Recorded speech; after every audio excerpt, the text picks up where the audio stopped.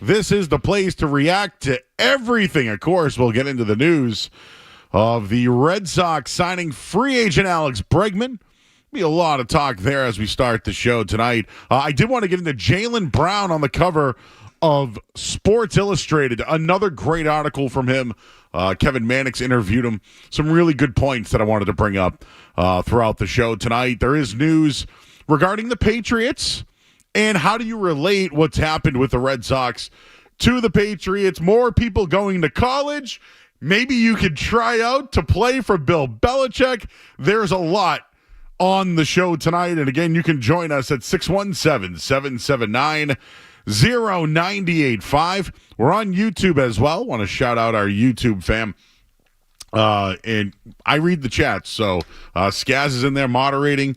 We got Jake tonight. We also got Josh back there as well. So we're all in there hanging out and having fun.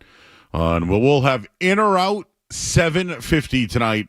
We got to start getting that back up. We got some full shows coming up over the next couple of weeks here. We got tonight and tomorrow full shows here on 98.5 The Sports Hub.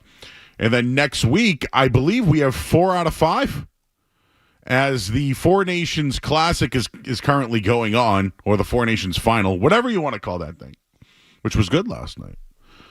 We have that, and then the NBA All-Star break. So over the next couple of weeks at least, you'll be getting full shows right here on 98.5 The Sports Hub. And the opening take brought to you by ESPN Bet Sportsbook. Of course, the leadoff take brought to you by ESPN Bet Sportsbook. Alex Bregman, officially a member of the Red Sox. I wasn't here last night to break the news, but I couldn't believe it when I first saw it, to be honest with you. But here's the take. The Red Sox are finally acting like a team that wants to play in October. For months, it didn't appear the Red Sox were looking to take any steps forward. Right? They had conversations. They were in on the Soto stuff and the Max Fried and all that. But were they really going to take the step? At least that's how it looked, right? Even when it came to Bregman or Arenado. The Red Sox were never going to commit 6 years to Bregman. Reportedly what he turned down from the Astros. The Red Sox only wanted Bregman at their price. And that's exactly what happened. I crushed Craig Breslow yesterday for his urgency quote. He talked about different types of urgency. I know what urgency means. I was almost insulted by it.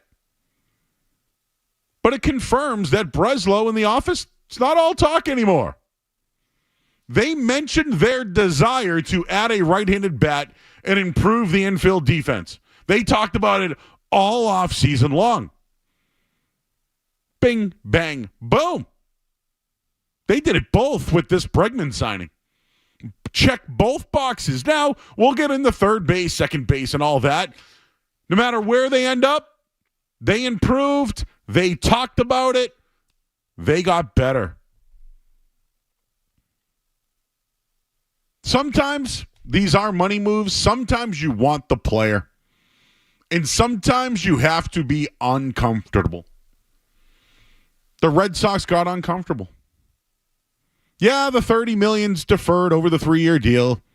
They'll lose a pick. They'll lose some international money. But for the most part here, the overall deal is $30 million against the salary tax, I guess. And then he has opt-outs. I'm fine with the deal. The Red Sox are playing ball with big-time free agents. I know it was when pitchers and catchers showed up, but at least they're playing ball. We heard they were. We didn't believe it. Now they are. So I don't care if it's 2 years, 3 years, 4 years, 5, 6, 7, or 1. They're playing ball. They're finally acting like a team that wants to make the playoffs, that wants to compete, and wants to play in October. And it's funny how this all went down, huh? Somewhat of a busy day for the Red Sox yesterday. I was on with Big Jim and Maz, and all we did about 90 minutes or so of just the Red Sox They're young players. Will they do anything? Why are they not spending money? Stop insulting us with your big words that mean nothing. And then they made the move. But before then, Nick Pivetta signs with the Padres. They get out of that mess. They get, I believe a compensatory second-round pick. That's another win for them. But did that move have to happen to make this thing go down? Did Blaze Jordan have to tweet things that made people think that he was going to be traded? And did that motivate Bregman to say, hey, I don't want to play in Detroit. I don't want to go elsewhere. I want to go to Boston. I don't know if it was the addition of Walker Buehler and the fact that they hang out and they're friendly. But Boston won a battle here. A player that was a free agent who probably didn't want to go back to where he was playing originally chose Boston over other teams. That's a win. That is a win for a team that's had plenty of losses. And, they've screwed it up. Let's be honest. The Red Sox have plenty of losses. But you want to give a big win? We talked about the fact that maybe they've lost the lure of being a big market team. Maybe they don't spend. And I know there's going to be some people who really don't think they really spent a lot here. But the fact that they stepped up and that they were actually comfortable at being uncomfortable, I find this as a step forward. And I now grade the offseason as a success. We'll see how it goes on the field. But Walker Buehler, Garrett Crochet, they got the kid Sandoval. See what he does maybe later in the year. We'll see what Chapman is. They bring in Justin Wilson. And now they pose a threat for a wild card spot or possibly threaten the Yankees or the Orioles or even the Blue Jays. There's a lot of pluses and minuses to the deal. For the most part, there's more pluses than minuses than anything. They should probably play Bregman at third base. But they're going to move him to second. Maybe this move will reduce Rafael Devers at times in the field, who, by the way, is in year 2 of a 10-year, $313 million contract. He was rated one of the worst defensive third basemen in the game a year ago. He might only be in Boston for one season. You know, it's hard for people to turn down, $40 million a season. And it's hard to turn that down. And I know the number is high compared to some others. But being able to win, adding leadership to this young group, bringing in a Gold Glove player who's willing to play there. I just look at this team. The Red Sox are serious about baseball again. They're serious about baseball again, and they look like a team that is acting like they want to play past or in October. Because lately, we did the path math as long as we could last year, everybody. We kept that string alive. Hey, something could happen here. Nope. Now there should be expectations for this team. I'll go over some of the betting odds coming up in a little bit. One thing I think we should just mention regarding the Bregman signing, there are some players that just mash at Fenway Park. And maybe you've seen them, maybe you haven't, maybe you're sick of hearing them. Alex Bregman, career at Fenway Park, is a .375 hitter. He's played in 21 games. 9 doubles, 7 home runs, 15 RBI. The dude crushes at Fenway Park. Manny Ramirez did too as a free agent. I don't want to compare the both of them. I'm not doing that. This is a second baseman that's probably a little bit overpaid, who could be on the back end or the end of his prime. They needed this guy. They needed to prove a point. They're serious about baseball again. And you know what? Maybe we can be serious about talking about them now, instead of them being interested. They took a step forward. I'm not going to sit here and woo, ownership, you're the best. This was the right move to make, and now we have a season to look forward to. 617-779-0985. We'll get your thoughts on it. I do want to let you know what Ken Rosenthal said of the deal. I thought it was fairly interesting what he mentioned, and a significant step forward for the organization. We'll start there tonight. I'm Joe Murray. You're listening to 98.5 The Sports Hub. More Joe Murray coming up on The Sports Hub.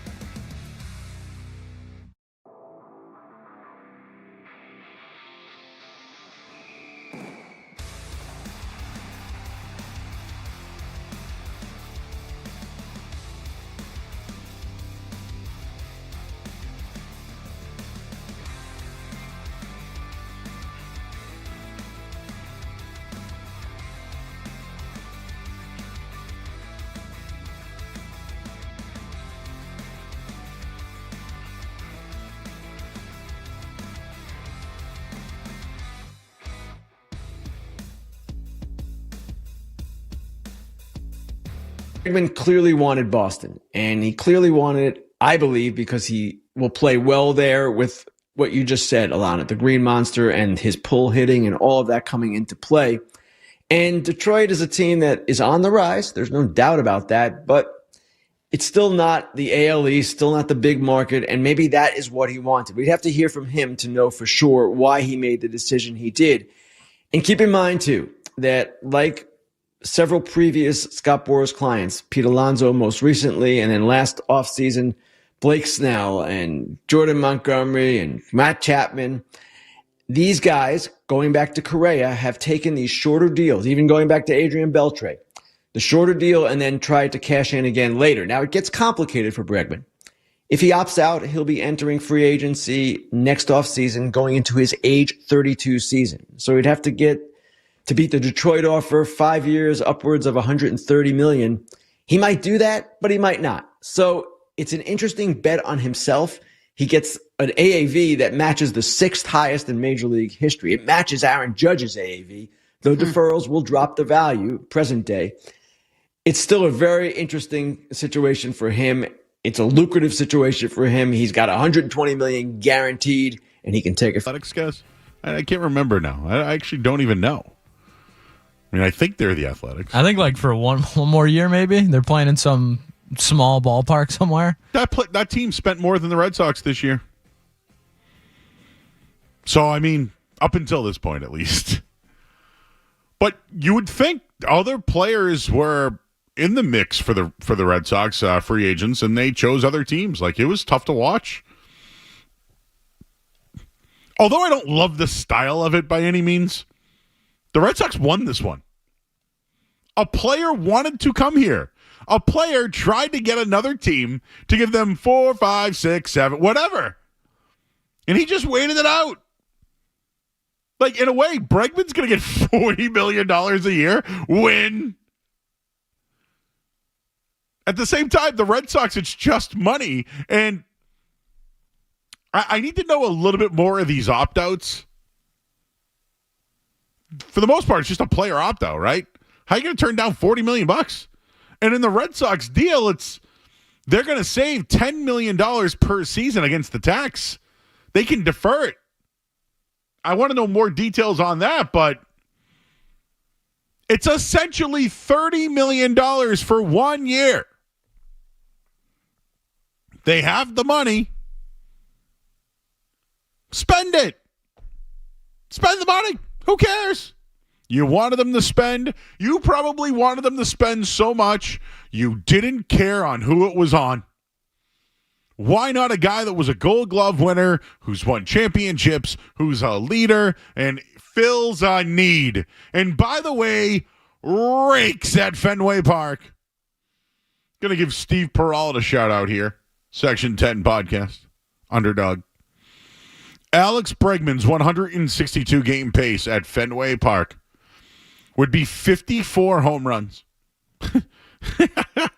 70 stolen bases, 116 RBI. He'd score 185 runs. He'd bat 375.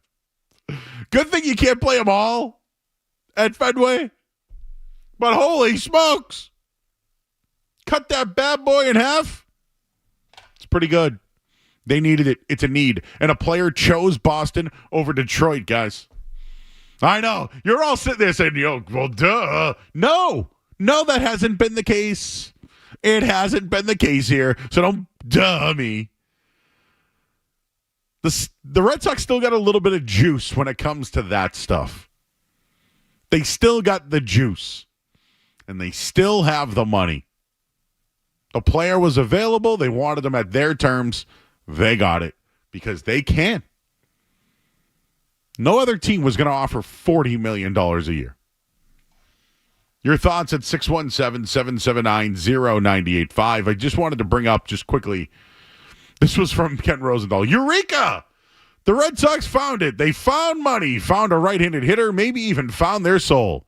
Too dramatic, perhaps, but the Red Sox agreement with free agent Alex Bregman for 3 years, $121 million with opt-outs each after the first 2 seasons. It's a significant step forward for an organization that has been too cautious, too conservative, and too cheap for too long. All facts. The roster suddenly resembles a club capable of competing for the playoff spot. perhaps they'd flirt with postseason contention without Bregman, just as they did in 2024 when they finished 5 games back of the third wild card. But their odds have skyrocketed upon adding him to the mix.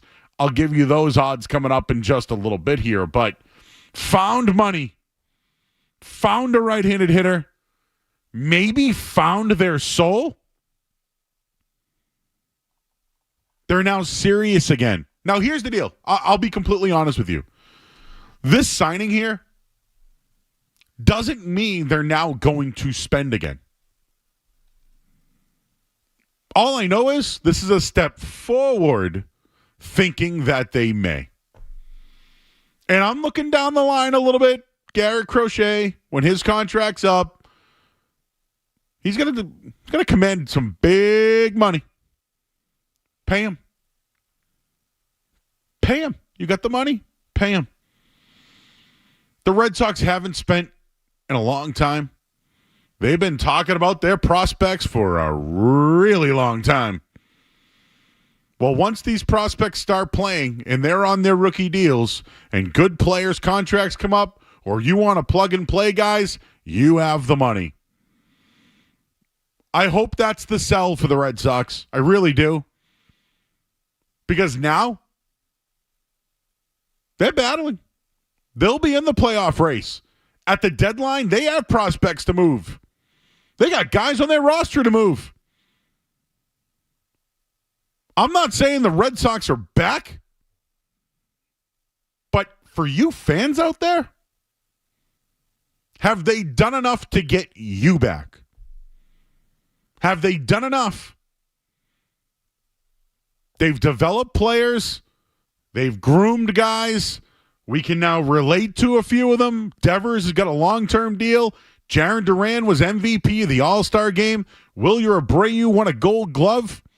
Like Tristan Cassis is going to be on this Netflix episode. We're going to really get a glimpse to him. Right? Trevor Story, you know who he is. Ceddanne Rafael had a pretty good rookie year. And he's exciting to watch.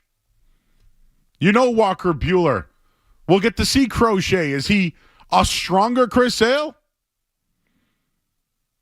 Is Brian Bayo going to take the next steps working with Pedro Martinez all season long? My question to you Red Sox fans is, have they done enough to get you back? And I'm going to tell you, they got me back. I want to talk about good baseball games. I want to talk about the home team. But they haven't invested, so therefore I haven't invested. This move, this offseason, it's been a success. Their young prospects will see action this year. I think they've done enough. Do you? We'll listen to you guys at 617-779-0985. Let's start with Jake. He's on the line. What's up, Jake?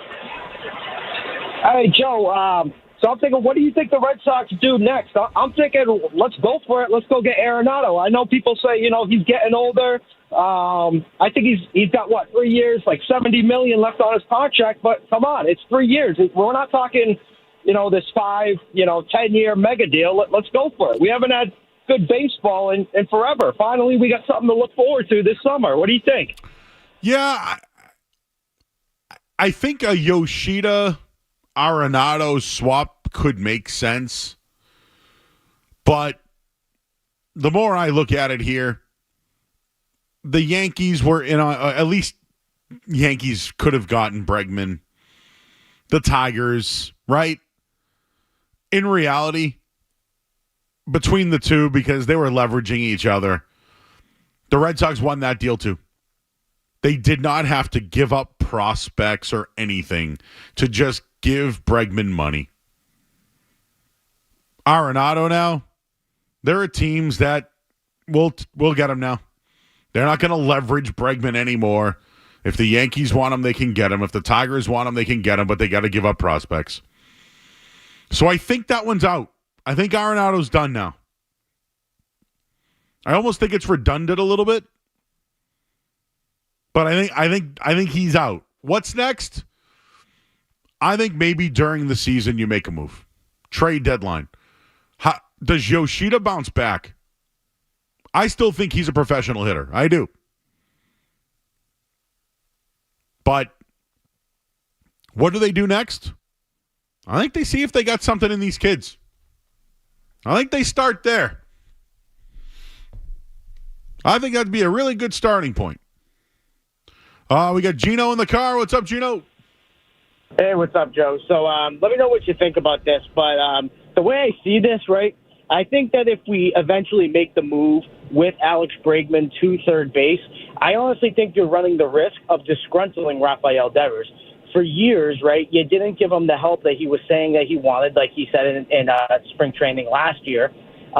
You slap him the face of the franchise label on him when we don't necessarily know if that's what he was looking for. And then when he finally this past season sucks it up and accepts it, now you're going to take away the position that he's been on record saying that he wants to keep. So the way I look at it, look, I am on board. I'm very happy that we made this move and that we're improving. But I do think that we are running the risk of potentially pissing off Rafael Devers. Yeah, I agree with you there. I have thought about it. I like that Bregman's willingly wants to change his position. I know defense has been a problem with the Red Sox, but I'm still okay with Devers at third base. I'm still okay with it. And at times, I'm sure you'll see Bregman over there. I'm sure Devers will play DH. I'm sure that they will work it out. Core has been pretty good at that. He's been pretty good at it. But defense, yep. I'm okay with Devers at third. I know he's not one of the best. I'm okay with it for another year. I really am. But I would want someone a little bit more long-term if I was going to make that move for Devers. It's not Bregman. Let's talk to Josh in New Jersey. What's up, Josh? Hey, Joe. How are you? I'll start off with a positive thing. I do really like the signing. I believe that they needed this in order for the offseason to be considered success at all. But at the same time, I have zero faith in John Henry. They did the same thing with Story at the end of the offseason, signed him, and then what happened for 4 years? What makes you believe at all that John Henry has any interest in spending his hard-earned money? Yeah, I mean, hey, listen, this is what I asked. Do you think this is the first step in moving forward and showing that they can play in October? And I'm going to say yes. No, I do believe they can play it doesn't mean that they're going to spend the money next. I think this is the step in the direction of maybe showing that they will. I see. I just don't think this. Yeah, you don't have the faith. You don't have the faith, Josh. You don't got it. I definitely do think that they'll be a good team, and I'm very excited to watch them. But the faith I just won't have until they go out of their comfort zone. But so here's a real quick. Here's the thing, Josh. Don't you think they just went out of their comfort zone though? No, because at the end of the day, they went three years. Yeah, but they got the guy. Who cares about the money? They got the guy. Yeah, so I'm extremely happy about that. But that doesn't mean that they're ever going to go out of their comfort zone. They got him, which is usually not going to happen to a player that he's going to agree for 3 years. So next time there's Vladdy or Crochet wants 7 years, and they're like, "We'll give you 3, a little more AAV," and they go, "Screw you." That's just going to be the same story over again. But here's the deal. I think they've showed now the rest of the league that, hey, we are not going to give long-term deals. So why don't you take more money now? And everyone's deferring now, right? Because you can defer money off the number. So, like, it might be a thing where actual free agents might be interested. I get it. The Sotos of the world want the 12-year deals and want to get paid forever. I got it.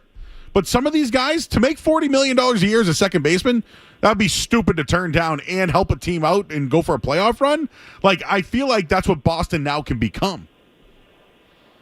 I see that. I still don't have faith, but I hear that. No, hey, man, this is where we're at tonight. Man, I will never forget 1990, 91. I remember everybody talking about I believe. That was the big saying.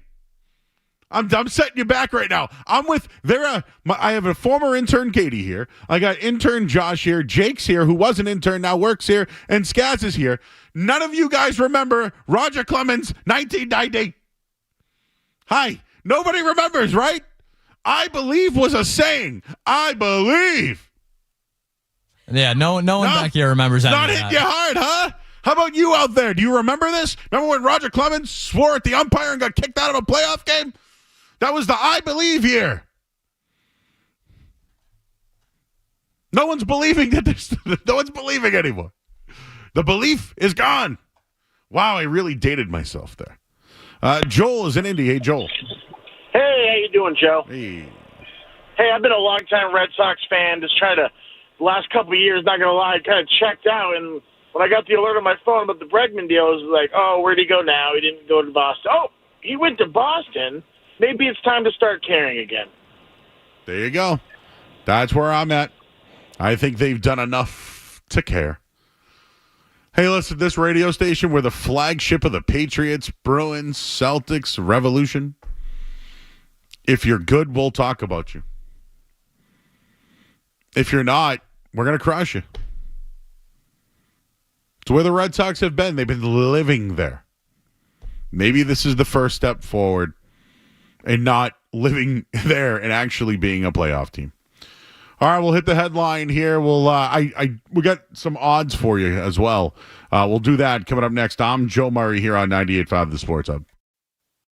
Sports Hub headlines presented by Celsius Energy Drinks. All right, Red Sox fish.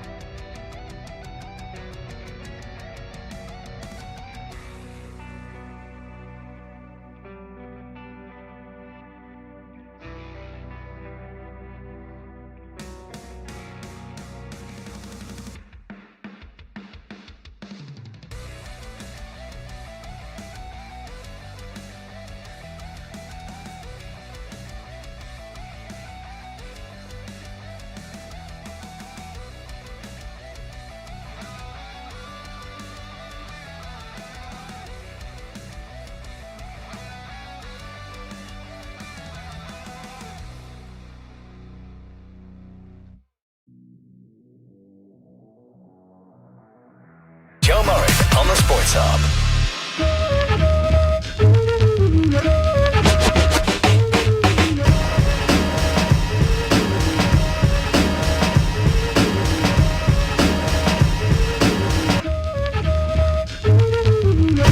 All right, back here, 98.5 The Sports Hub. I'm Joe Murray. Full show tonight and tomorrow. As I mentioned, the Four Nations face-off. Puck drops at 8 o'clock tonight, so with the break there, we have full shows. And the Celtics are going into the All-Star break, so this is good. You're going to get a bunch of Joe and Skaz. And whoever we have on tonight. Chris Cotillo joins us tonight from Mass Live. And also the Milla Missile. Tyler Milliken will join the show tonight at 8:20. McCarthy was in with Felger at Maz, so sometimes I go to him for the baseball stuff. But you know what? The fans have been asking. They want more Milliken. And the Milla Militia, is that a good one? The Milla Militia? I like it. We'll work on that one. Skaz, how do you feel about the move, man? And all right, so I asked the question. How about this? I think we all like the move. How about this? Is this the first move of many to come regarding the Red Sox spending and impacting the roster? I'd like to say yes, Joe, but we can't say yes until they show us, until they prove it. You know, the Crochet thing, they got a number one starter, but we haven't seen that extension yet, right? They haven't signed him long term. That's going to be big money. That's going to be big money. That's going to be a big boy. That's a big boy that's going to get a lot of money. Oh, yeah. No, but that's gonna show us, right? Unless they spend money in the offseason or trades or acquire salary, that's going to be a big one. But besides that, you think now that maybe they're done? Are they done? Are they looking around a little bit? The cigar and that photo made me at least think a little bit that he cares. How about he's alive, Joe? He's still with us. Like, I haven't heard or seen John Henry in a long time. It's a good point, guys. Worried about his baseball team, you know. Yeah. Good to know that he knows we exist, Joe. Well, you watch soccer. How's Liverpool doing? Honestly, they're crushing it this year. They did, tie with Everton the other day. I saw people saying that's why he was smoking the cigar. Oh, okay. That could have been a reason why. But no, the Liverpool, they're probably going to win the Premier League again this year. So good for John Henry. But yes, he also owns a baseball team. Nice to see that he is aware of that. So that's my thing. I like the move. It's really only $30 million. If it's 2 years, it's $60 million. I don't care about the money. I don't care about the money. And honestly, I don't think Henry really should either. But is this now different than Heimblum? Is it fair to say that Craig Breslow has made better moves in his first year and a half, 2 years, whatever it is, than Heimblum? I would say yes, because this is something, we almost really never got to talk about it because the Bregman thing happened. But I think a lot of problem for Red Sox fans was they went into spring training without a baseball team the last couple of years, without a team you felt like was a complete roster, pitching, hitting, whatever it was. It was both a lot of the years, unfortunately, for Sox fans. But I feel like this is the first time in a number of years where you can look at them and say, okay, they have a legit, competent MLB roster heading into the season. They're not, one injury away from, multiple bullpen games or anything like that. This is a team that has MLB level talent in the pitching staff and now on the roster. And I think, we've crushed them for so long. They deserve some credit when they finally do something. And paying Alex Bregman, $40 million is certainly something. I'm going to give you the odds in a second here, but can we just talk about Red Sox-Yankees rivalry? It's dead, right? Like, I was at that one-game playoff. Was that 21? That's the last baseball game I went to. I enjoyed the hell out of that night. I told you I was in the grandstands. Actually, I saw Butch Stearns of all things there that night, and Kevin Lemanowitz. Shout out weather guy. Schwarber's home run almost was near where I was sitting. Dude hit a moonshot. That's the last time I cared about baseball, I think. I really do think it's the last time I cared about baseball. Yeah, last year I was rooting for the team because I wanted to talk about it. I wanted something. Skaz, we were dominated by Celtics. Dominated by it. We needed something. And there was nothing. And the Patriots were bad, right? We need something here. But just bringing up the Red Sox-Yankees angle, Bregman, the guy that's experienced, not really a Yankee fan, right? Not a fan of the Yankees. How about Walker Buehler? Is that another guy? They know how to beat the Yankees. Oh, I'm going real old school now, Skaz, on some of these Red Sox takes because this is what we did during the Fellowship of the Miserable. We used, when I say we, we would want players that would crush you from other teams. You would also want players that would crush the Yankees. I've mentioned Manny Ramirez twice now. In regards to Alex Bregman, I'm not comparing the players. I'm comparing the signing. Dan Duquette had a decision to make that offseason. I'm taking you way back. But they had a choice. They needed pitching. And it was Mike Mussina or it was Manny Ramirez. They gave Manny Ramirez a stupid, huge contract. You know what? It worked out, right? Did it put the team back on the map? Were they able to acquire David Ortiz out of it and other all-stars? Absolutely. Johnny Damon, you name them. Keith Fulk, down and down and on and on. Getting Mike Lowell after that. You keep going. They developed talent. That move, though, it was the first move in showing they were serious. The Pedro Martinez move in 98 or whatever, 97, whatever year it was, that was the first move. But really showing they were serious was Manny Ramirez. This Bregman move shows they're serious about playing in October. Serious about being a playoff team. And I think they got guys who have proven they can beat the Yankees in the playoffs. They're now a threat to the Yankees. This is the stuff when I first got into sports radio, these were the takes that we always had. Looking for guys who would hurt the Yankees. These guys don't like the Yankees. They don't like them. By the way, it's been confirmed. There is a Milliken Militia Twitter handle. Wow. The Milliken Militia. It is real. And it'll join us tonight at 8:20 here on 98.5 The Sports Hub. 617-779-0985. I wanted to bring up this Jaylen Brown thing real quick. Hey, when someone's on the front cover of Sports Illustrated, we should talk about it. I know it's not the old days, but that used to be a big thing. Roger Clemens was, right? Larry Bird was. I remember when Jerry Callahan back in the day was, interviewing guys. Nomar Garcia-Parra. Remember that one?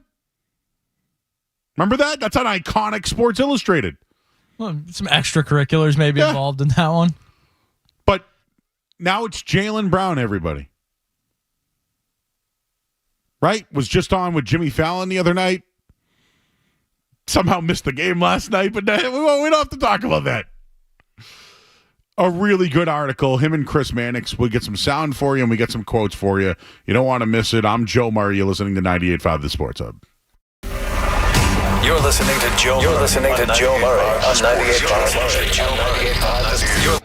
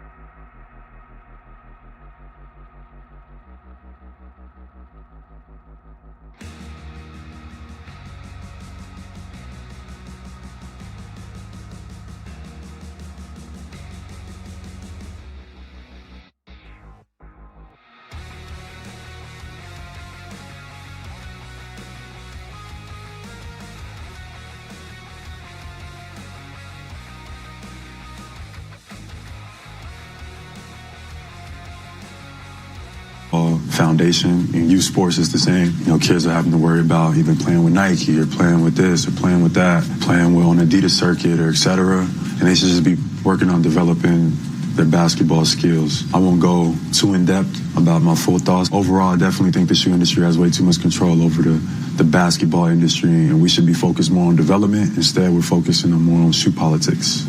And I think that is why the rest of the world has caught up. And if we don't do something about it, the next Olympics and the next, global outings are going to look a lot different.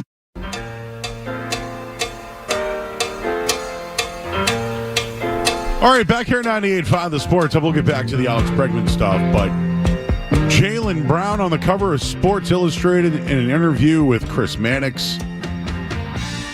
Jaylen Brown wants to win championships. He also wants to change the game. A great one-on-one. He was just talking there about the sneaker industry. He talked about his Olympic conflicts. He also talked about his relationship with Boston and a lot more.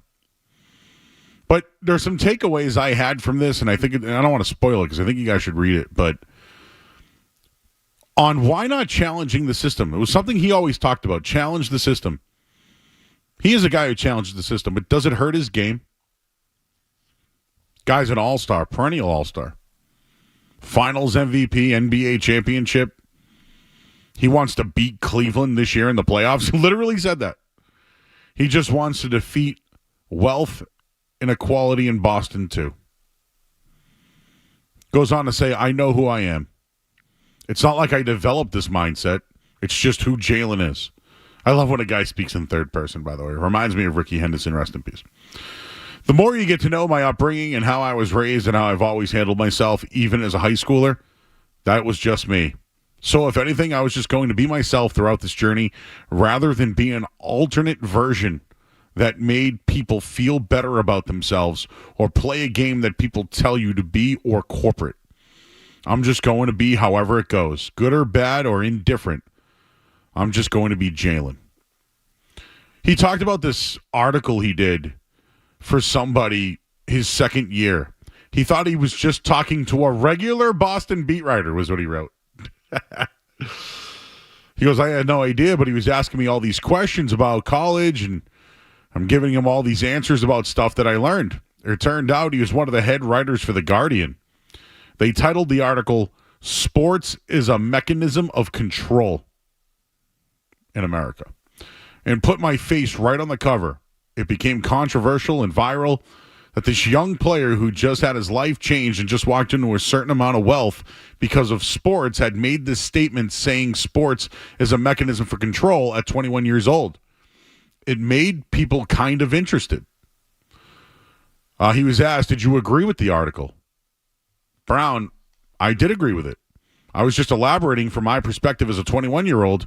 To give context, some people took it as I was dissing sports. I'm talking about bad about sports, and sports are bad. That's not what I meant at all. I was just coming from my perspective, knowing that sports have helped me change my life. But also the sports play a role in keeping people distracted from what's going on in the real world and how it plays a role for spectators, for media, and in society to make you forget about some of the things that society is redefining. So I thought that was deep. You should read a little bit more about that. And then Mannix goes, you're 28, you have championships, you've been an all-star, you have one of the biggest contracts in history. What keeps you motivated? His answer, the next generation. Leaving behind a legacy that's better, that's more improved than it is now. Just having athletes think differently in the future. Having athletes understand their value. Having athletes encouraged to be able to create their own brands and to take their ownership back and see themselves as thinkers. CEOs, not jocks that entertain people for a living. To see themselves as a more evolved athlete, as a more evolved human, as being in their own community, and to take responsibility and would rather being told to just focus on basketball. I just thought that was pretty interesting there. Final thing. You've gone through a lot in Boston. Your selection was booed on draft night. You've been in trade talks almost every year. How challenging has that been? Very, very challenging, to be honest, Brown said. Things have not gone my way. I haven't been catered to in a sense which has made me stronger. I think it has made me a better player and has driven me. I can complain, but in reality, it's made me the best. So I'm grateful for it, even if it was indirect. I know that it wasn't intentional. It is what it is. It made me better. I know there were a lot of people who didn't believe I would be in this position that I am now. Some were in the building, some are no longer. But I am. So I'm grateful. That's how I would describe it. Woo! Skaz, that was hard hitting right there. You got to read this thing, everybody. This guy's deep. He thinks different. I'm starting to like him a little bit more. Hey, listen, we've all worked jobs where corporate's in charge, right? Why can't athletes feel the same way? Just because you sign a deal with Nike, now you have to do what Nike wants you to do. He went away from that. There were people who wanted to trade Jaylen Brown. He's right about all this. I just want to leave you one more quote before we go to the headline. This is from Jaylen Brown. Sports have helped me change my life, but also sports play a role in keeping people distracted from what's going on in the world. I think that's a great line from Jaylen Brown from his article, front cover of Sports Illustrated. Jimmy Fallon to Sports Illustrated to the NBA All-Star Game. 617-779-0985. The Red Sox have made a move. What can the Patriots learn from this? We'll get into that coming up here on the other side. I'm Joe Murray here on 98.5 The Sports Hub. From the Town Fair Tire Studios, this is your home for every Patriots game. Look into the end zone, try to keep the play alive. Falling down, he goes to the end zone. It's got it! Touchdown! WBZ-FM and HD Boston. 98.5 The Sports Hub, a Beasley Media Group station. Essential Sports Hub headline presented by Celsius Energy Drinks. Oh, voiceover guy. Well, we don't have much going on tonight. Got the Four Nations face-off. Team USA versus Finland. Aaron Rodgers and the Jets have split. They wish him the best in his future endeavors, so he's out. What else is going on? Alex Bregman's a Red Sox, everyone. And everyone's happy about that, I think. Headlines. They are brought to you by Wedgwood Pines Country Club in Stowe.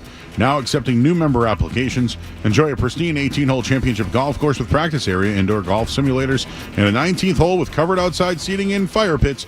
Apply now at wedgwoodpines.com. I'm Joe Murray. Your next update in 30. Here we go. Boom. I win. Boom. Yeah. It's so funny. We've got a passion for Boston sports. Get angry. 98.5 The Sports Hub. Ready? Let's go. Ready?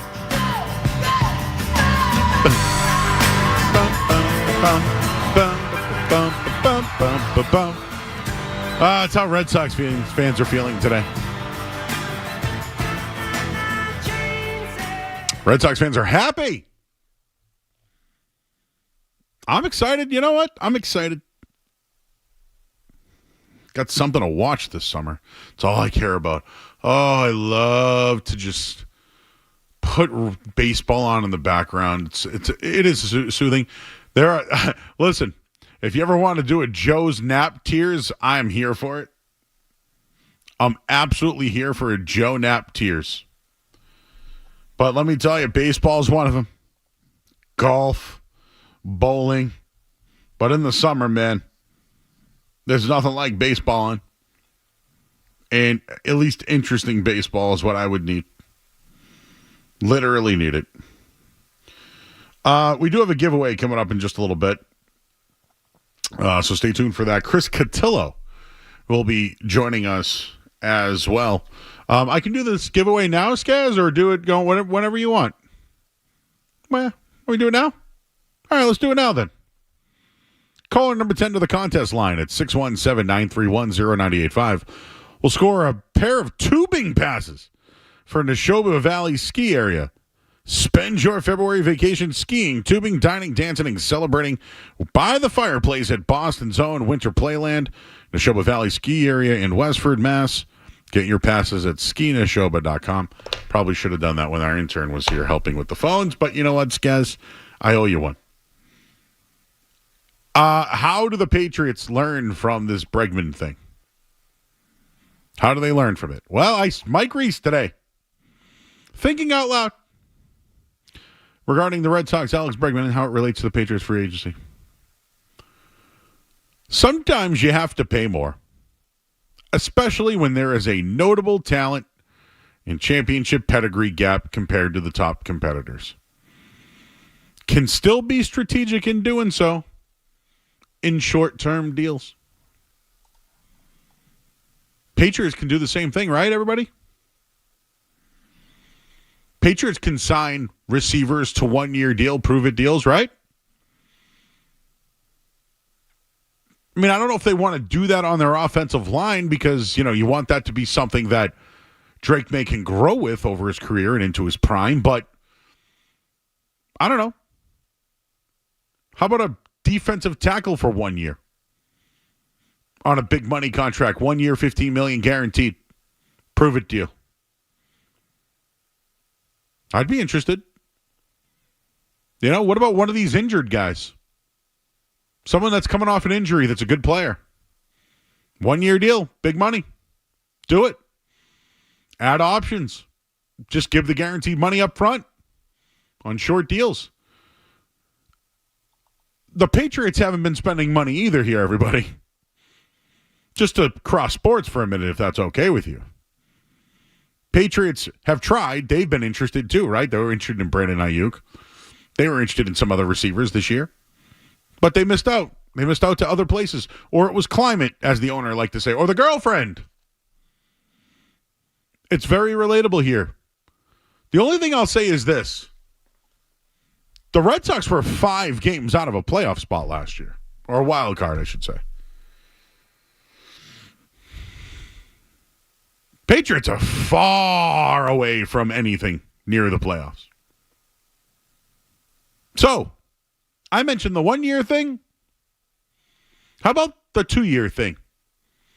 And develop someone behind you. You know?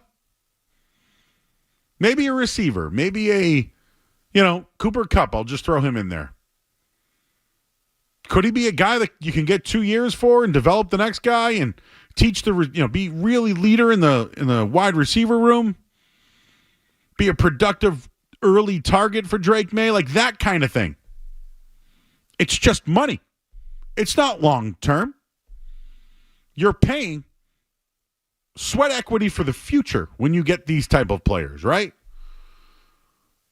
Just to bring it back to the Patriots, when Bill Belichick took over, he had a really tough season in 2000. So in 2001, he had a lot of signings. Vrabel was one of them. Roman Pfeiffer was another. Matt Stevens at safety. Like they had a lot of guys. Bobby Hamilton, Anthony Pleasant. These guys, they signed short-term deals, but they made impacts right away. They also drafted around these guys. They drafted Richard Seymour and could plug him in. The next year, they draft Ty Warren and plug him right in. They were always able to fill in other players with certain guys that would take short-term deals. This was before any success.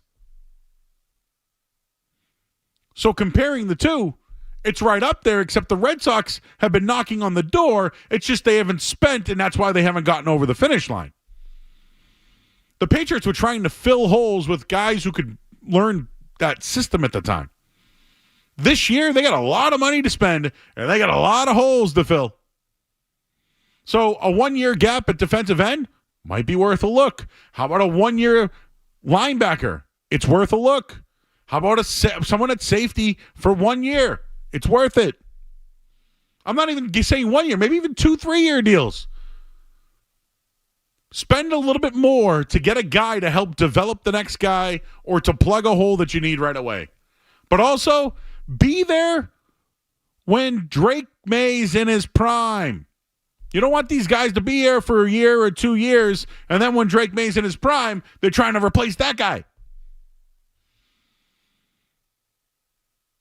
So there's a lot to learn here. The Patriots and the Red Sox, though, now that the Red Sox are making moves, I really hope the Patriots do too. All right, giveaways done, guys. Thank you. You guys can stop calling for it. I want to go tubing too. You know? Skaz, though, he just drinks. You don't ski or tube, right? You're not a tuber? Yeah, more of a recreational guy. Hang out in the house. Yeah, me too. I'll tube, though. Yeah, I've never, honest to God, I've never got on skis in my life. Listen, guys like me don't get on skis. You know? I had family in Colorado, so I used to ski quite often, but it's expensive. And it is expensive? Oh, yeah. They'll ding you. Like day pass, like $150. Something like that. Oh, yeah. Yeah, no joke, Joe. That's a good giveaway people are getting their hands on. See, I'm a city kid. I lived near Blue Hills. I'd see it. He waved. I'd be like, man, look at that ski thing up there, man. Dude, I lived like 5 miles from Blue Hills and never have been to that ski mountain in my life. But yet, I'll drive up to Kangamangas to Lincoln for a weekend, not ski, but damn, I'll watch. I'll be one with the mountains. Stupid. Tim's in North Carolina. Hey, Tim. Hey, Joe. What's happening, brother? What up? What up? What's hey, up? I got a couple of points for you, man. Hey, so you were making a comparison to can the Patriots learn something from the Red Sox with their signing of Alex Bregman? I got to contend that I think they already did. The Patriots don't give long contracts. Bregman's got the out after this year. Am I not mistaken? Hey, I'm fine with it if that's the case. Like, if they want to... But do you really... I mean, how many long-term guys do you want to sign when you're a Patriot? Well, it's different from sport to sport. So you got baseball, you got football. So for football, you want to sign these guys for a little bit longer because the contracts aren't guaranteed. Yep. With baseball, Bregman's got an out after this first year. He's got the player option. Yeah. Am I right? You're right, but my take was this is the first time that they've shown that they want to compete and want to be a competitive baseball team. The Patriots. First time they've given more money. The Patriots, they have a lot to do to even be there. Oh, dude, they've never given more money to anybody ever. Yes. That's a whole different story. So I got a whole nother point that I don't think has ever been discussed, and it goes to Kraft getting rid of Mayo a little bit earlier. Do you think he just didn't want to be subject to being on the Hard Knock series? Because there's a whole rule about first-year coaches haven't been in the playoffs in a certain amount of years. And if he kept Mayo for another year, is he subject to being on Hard Knocks? I don't know what it is next year, but I think they would have been fine being on Hard Knocks. I think it was always Belichick that didn't want to be on there for all the secrets. But Kraft hates negative press more than Belichick did. Well, I don't know. I mean, didn't he talk about things would be good because he owns the rights or something to that degree? I listen. He gets final say, but Gerard Mayo, is final say going to be like positive in any way? Dude, I don't know. Not a lot of things on my listen. Where I stand is I don't know if Kraft should be making the decisions anymore, but also just on the Mayo thing though, it was an epic fail. Epic fail. Oh my God! It was the worst decision possibly, other than the Bobby Valentine and Boston sports. Could be. Ooh. Could be. Wow. You like it? I like it. You like that? Thank you. I do like that. I almost asked him if he had any eligibility left of being in North Carolina. We'll get into that later. We'll tease that one. I do push back on saying the Patriots never pay top of the market. That's not true. What was Stephon Gilmore? Well, how about post Brady? Yeah, post Brady's a different conversation. No, they paid to the market. They've paid guys in the past. Years ago, Roosevelt, Colvin, Adelius Thomas. I'm dating myself there, but even they never paid their own guys market. Maybe Gronk for a minute. No, they gave Gilmore top dollar. You're right. I believe they gave. Who's the pass rusher last year? Matthew Judon. I think Judon got top of the market, right? No, they have paid, Skaz. They paid. Jonnu Smith? Hunter Henry? Were those top of the market? Henry had to be. Okay, I'll give you that one. Henry. You know what's funny, guys? The last time that they spent money, they went to the playoffs. I know it meant nothing. But just for my take, when they spend, they win. When they spend, they go to the playoffs. Maybe the Red Sox want to go to the playoffs. You know what? Maybe they've been like, man, we used to make a lot of money when we went to the playoffs every year. Right? And we don't have to give these college kids these tickets anymore. By the way, that's a fact. When I went to that one game playoff, there were college kids everywhere who told me that they got $5 tickets. And I went, wow. I mean, I got let right in the front door, which, again, hey, you guys at least paid for your ticket. But yes, lot of kids, lot of college kids hanging out there. Hey, Chris Cotillo. He was a big part of this story. Let's hear from him. Coming up next here on 98.5 The Sports Hub. More Joe Murray coming up on the Sports Hub.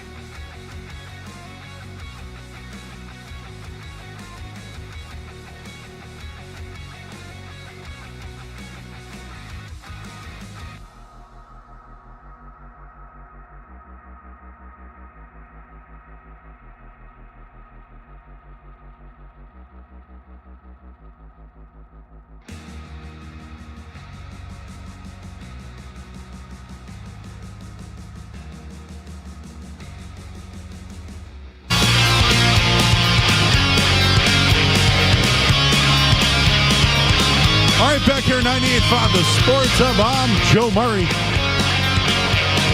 We're talking baseball. Bump, bump, bump. I'm talking baseball. I can't believe we talked about this last night, Skaz, or 2 nights ago. I was like, hey, man, where's your glove? Like, do you even know where your glove is? Like, I used to always know where my glove was. I think it's in my shed right now, next to my snowblower. But whatever. But did this move make you want to go have a catch?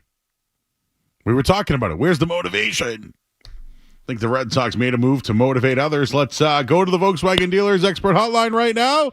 Let's welcome in a man who I believe is with the Red Sox, beat writer from Mass Live. He's got his great Fenway Rundown podcast as well, and it's Chris Cotillo. Chris, how you doing, bro?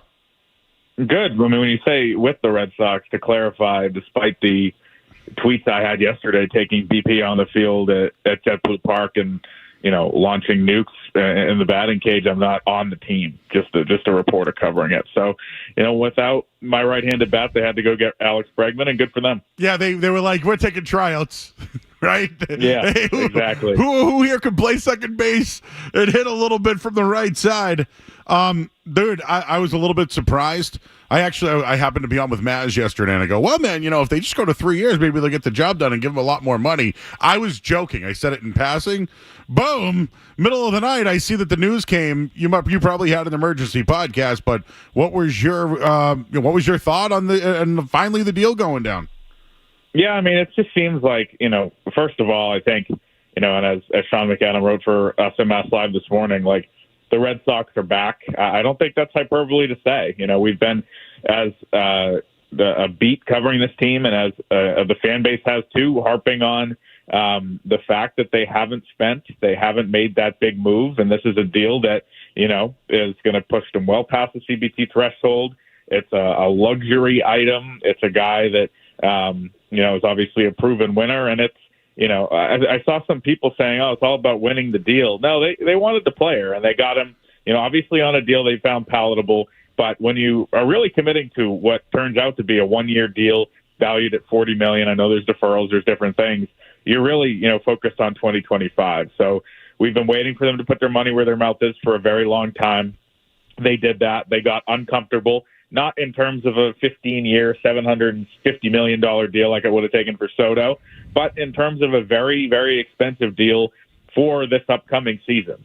We can talk and discuss about, are there flaws in Bregman's game? Is it a perfect fit positionally? We can go all day with that. But really, fans wanted them to get uncomfortable. They did that with prospects for Crochet, and now they've done that, with money for Bregman. And I think you have to look at that offseason and say, it's hard to imagine it being that much better.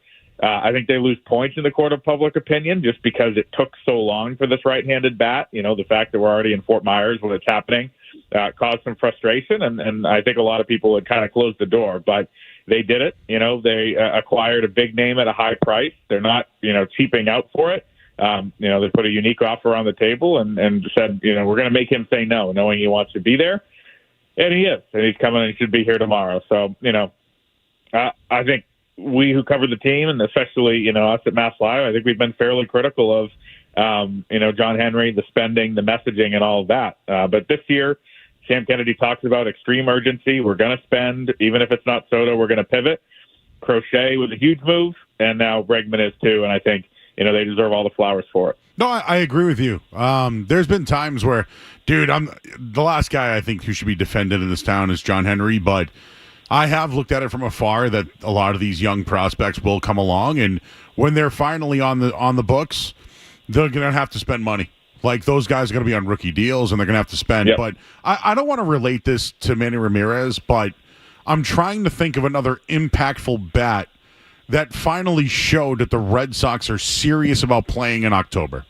And yeah, I mean, I'm bringing up Manny because they had Pedro back then, right? They went after Manny and gave him the biggest deal ever, and it was huge money and it worked out. But is this like the first move of the many? I guess that's where I'm trying to relate to both.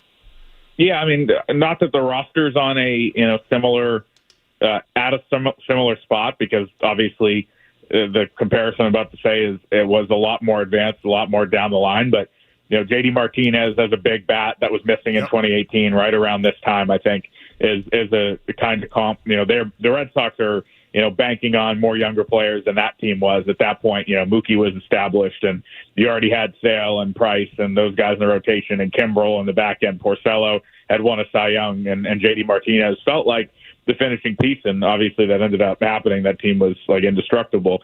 I think this team's a little farther along, but in terms of offense, it is a big piece. And I think just the deal to me, Joe, is the thing that really stands out is that it does not, hamstring you in terms of flexibility moving forward. The middle infield was a crowded mix when the Red Sox woke up yesterday without Bregman in the fold. Meyer and Campbell obviously coming up, Von Grissom and Hamilton trying to prove themselves, and then Story, being there and being locked in. And you add Bregman to that, and you have a ton of options, and there's going to be good problems to solve there.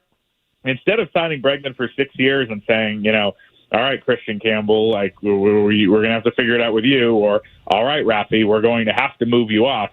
They're leaving a lot open for the future to see how this plays out in a year where they expect to contend, but also continue the player development, which is important. And I think another point I'd make on what Bregman does, and I don't think this is hyperbole either, I think that if you look at the roster and you look at the lineup and the position player side 1 through 9, and yes, there are some weak spots, but not as many as there were yesterday. There's a case to be made that this could be a playoff team, even if you get nothing out of Roman Anthony, Christian Campbell, and Marcelo Meyer.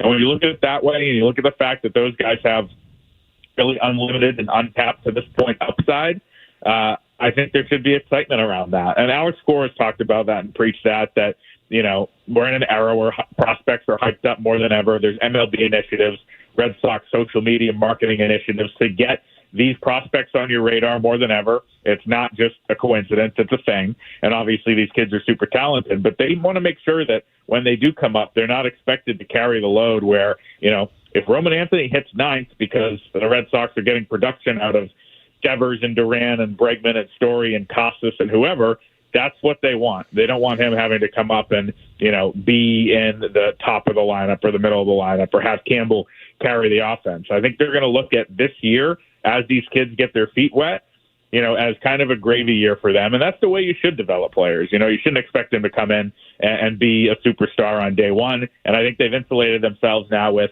the position player core they have in that lineup, and some guys, Casas and Story bounce back years, not a sure thing, but super important.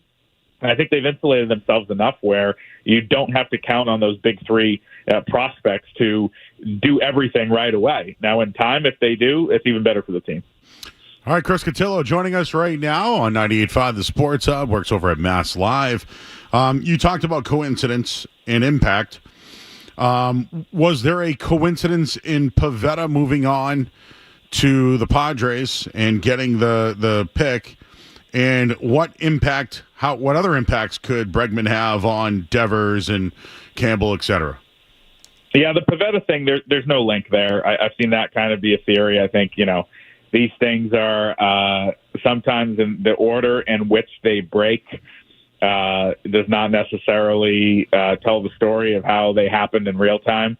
I mean, the Pivetta deal, I'm sure, had been in the works for a while because that was complicated with opt-outs and, options and all that type of stuff, weird signing bonus. And obviously the Bregman deal was. I think these are, not things that come together in 5 minutes. They're obviously, the structures are complicated, so it takes some time. So I don't think there's a link there. I think, once that it was clear that Pivetta was turning down the qualifying offer and he was going to sign elsewhere, it became pretty evident that the Red Sox were going to reclaim a pick there, and that obviously makes it easier to lose one. I do think on a personal level, and I do understand the importance of prospecting young players.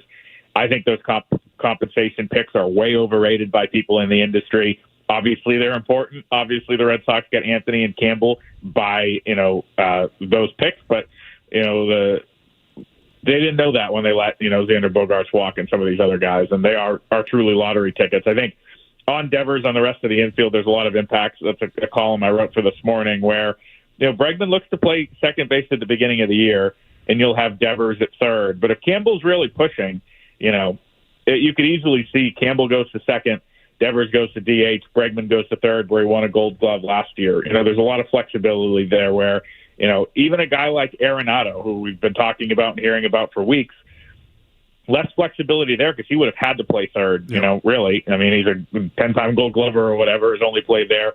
Bregman being willing to move to second, something Arenado wasn't going to do, opens up a ton of possibilities. There's some people that I think should be on high alert after this move. The three I identified, Grissom, like I said, I think it's a really bad day for him. Ceddanne Rafaela is one where, Christian Campbell's path to outfield playing time gets cleaner here with Bregman at second. Rafaela's a guy you could see go down to AAA even a year after, he had a rookie year that impressed many. And the third guy there, Masataka Yoshida, at a certain point, the Red Sox are going to field a lineup 1 through 9 that's better off without him in it. So whether that's a trade or, dare I say a DFA at some point, like good teams have to make those types of difficult decisions when you have good players like Bregman and Campbell pushing and Devers in the mix. I think that's all stuff to consider. And on Devers, this is a guy who we've seen break down the last couple seasons because of the wear and tear on his body. That wear and tear largely comes from playing the field. Last year, it was 2 shoulders that he, hurt diving for balls and going after. He does play hard in the field, even if there's a lot of errors. That takes a real toll. To me, this guy could be, one of the 2 or 3 top, let's say 2, 3, 4, 5 best hitters in baseball if he's fully healthy over the course of 162 games. He doesn't want to do it, but if you DH him a lot, then you have, I think, more upside at the plate. All right, Chris. Jaren Duran yesterday, I was on with Maz, and, somebody called in and was like, you don't know what you're talking about. Jaren Duran can be a leader. I questioned leadership with him. I know he's had his issues, things maybe he has said to a fan or whatever, right? He's had a couple of them now. Any growth from him at all? And did he talk about his arbitration? Is there an issue there at all? Yeah, I mean, the arbitration thing, they got the deal done. I think, it's always awkward. Some players let their agents handle it. Seems like he did that and let his agent kind of take care of things. I think, leadership is a hot topic always, I think, for a couple of reasons. Number one, the Red Sox have not gotten what they had hoped from Rafael Devers in some of those aspects. And Rafi's a guy that, obviously leads by example with the fact that he plays and is really good and he's well liked by teammates and stuff like that. I do think that there has been, as we've reported, kind of a desire to get him to be more forward-facing, get him to do more sponsorship things, go to Fenway Fest, go greet fans when they're out on the warning track, stuff that he doesn't really want to do. And also, answering questions after games, which became an issue last year. That sounds like media complaining, but, that's kind of the expectation when you're the highest paid player on the team. So they haven't had him step up. And so in the absence of that, they were kind of looking for that other player. Duran had a superstar year last year, and I think they were trying to shoehorn him into it. But now, you have more accomplished players who have won World Series and have, kind of that gravitas to be able to just take over from day one. It was striking to me 2 years ago, Justin Turner came in and did it. He had never been in a Red Sox uniform. He showed up day one, and he was the guy. He was the guy everybody turned to. He was the guy we'd interview after losses for a big picture look. And I think the Red Sox have that not only with Bregman coming, but also on the pitching side with a guy like Walker Buehler, who's been around, with a guy like Crochet, who Breslow said is a bona fide ace on the day they got him. He's only 25. He hasn't won. Obviously, they lost like 140 games last year in Chicago. But, those are the types of guys that they want to bring in to take, the pressure off those guys whose personalities might not, fit at the best, whether that be Duran, who, in addition to what you mentioned, is naturally introverted. So I think from that aspect, the Bregman thing is huge. But I also think, a guy like Buehler, a guy like Crochet, a guy like Giolito coming back, I think that all really helps the room, so to speak. All right. Did you guys light victory cigars as well? We did not. Here at the Airbnb at Mass Live headquarters, Chris Smith was asleep. McAdam was in his room watching the Four Nations face-off. Oh, he's a big hockey guy. He was. That ruined that for him, and he walked out and said, I think they just got Bregman based on Twitter, and turned into about, 4 hours of writing and an emergency podcast at 1 a.m. and a quick hook to be in the clubhouse for 8 a.m. But you know what? Someone's going to do it. I love Mick. I go way back with McAdam. Tell him I said hello. But do you think you're going to see John Henry at all? He will be here on Monday. All right. So he will be in town on Monday. He is always very visible, walks the backfield, walks around the clubhouse. There is an all-hands meeting on Monday morning, as there is every year on the first day of official workouts. I of course will be surprised if he takes questions in a formal setting. But he has been, in the last couple of years, he's mingled with reporters and talked, and that's really the best access point of the entire year at Fenway. He's never seen road games, never seen. I don't think he travels with the team much, as most owners wouldn't. But that one day of spring training is when he is out and about. The cameras can catch him, so I think we'll see him. Hearing from him, a very different thing, and I don't just say that because his voice is quiet. But it kind of reminds me of Fanucci, from The Godfather. He wants to wet his beak, kiss his hand, Now that he's, made the signing, everyone's happy. He can walk around a little bit and flex, I feel like. So maybe now... I feel, as someone who's half Italian, I feel horrible saying I've never seen The Godfather. It's on my list. It's my dad's favorite movie ever. It's just a mess on my part. There's no excuse for it. I'll explain it to you in 10 seconds. He was the original Don in the Neighborhood. Mm-hmm. And when The Godfather was young and had his own business, Don Fanucci wanted a piece, wanted to wet his beak, wanted a little vig. You know what I'm saying? Yep. And let's just say that the original Corleone, or he's an Andolini at the time, let's just say that he took care of business when it came to Fanucci. So no, I mean I binged The Sopranos, so I'm like, okay, I'm halfway home. I'm halfway home on the retroactive heritage research I need to do. Oh yeah, no, that'd be a good one for a flight, 3-hour, 4-hour flight. You might have to catch up on that. That's Godfather 2, by the way, because you won't catch it in Godfather 1. Hey, real quick, North Carolina guy, they're having tryouts for anyone that has eligibility or is enrolled in school. Any interest in re-enrolling and being coached by Bill Belichick? Yeah, I saw that today, actually, get tweeted out, and I was thinking to myself, as I grew up a huge Pats fan, can imagine 10 years ago, with zero football playing experience in my background, just going to be on a football field with him and see it would be crazy. But the idea of, this guy, there's a lot of things that have been funny that he has had to do over the last couple of weeks and a couple months. And, him seeing, kids that get called up from JV on a Friday night a year ago, who are, journalism majors, math majors, whatever it is, trying out at Kenan Stadium. I have my doubts that he'll be in attendance. I think it's going to be, probably a bunch of Lombardi and Belichick grandsons because it's a family operation down there. But, I mean, just the idea of him having to talk to some chem major about, if he'll be the third-string punter, it's all so surreal.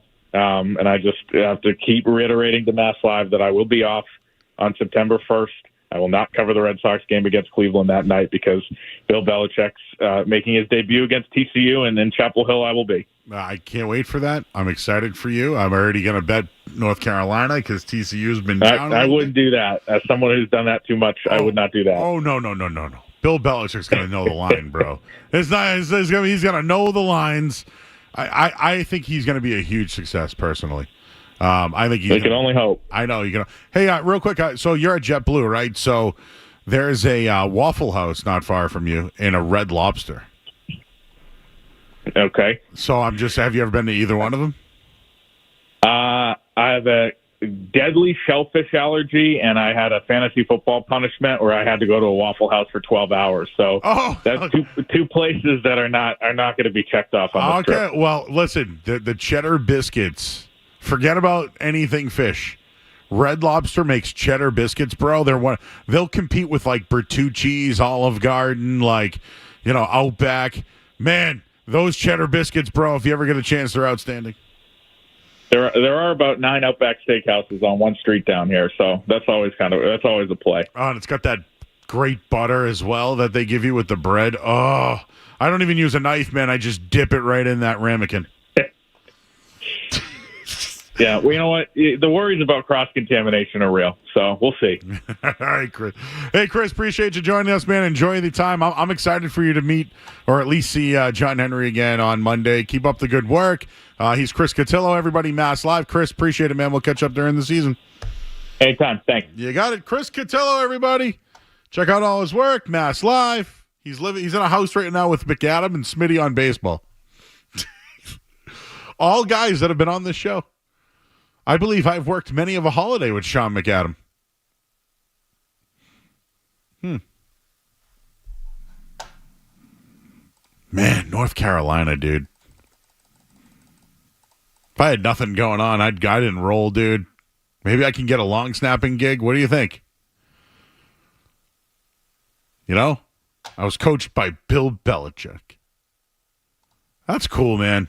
I got to admit, as low as it is for the greatest coach of all time, that is pretty cool. All right, hey, the Four Nations is about to drop the 8 o'clock game, but a Boston Bruin made an impact in last night's game. We'll let you hear it coming up next here on 98.5 The Sports Hub. Sports Hub headline.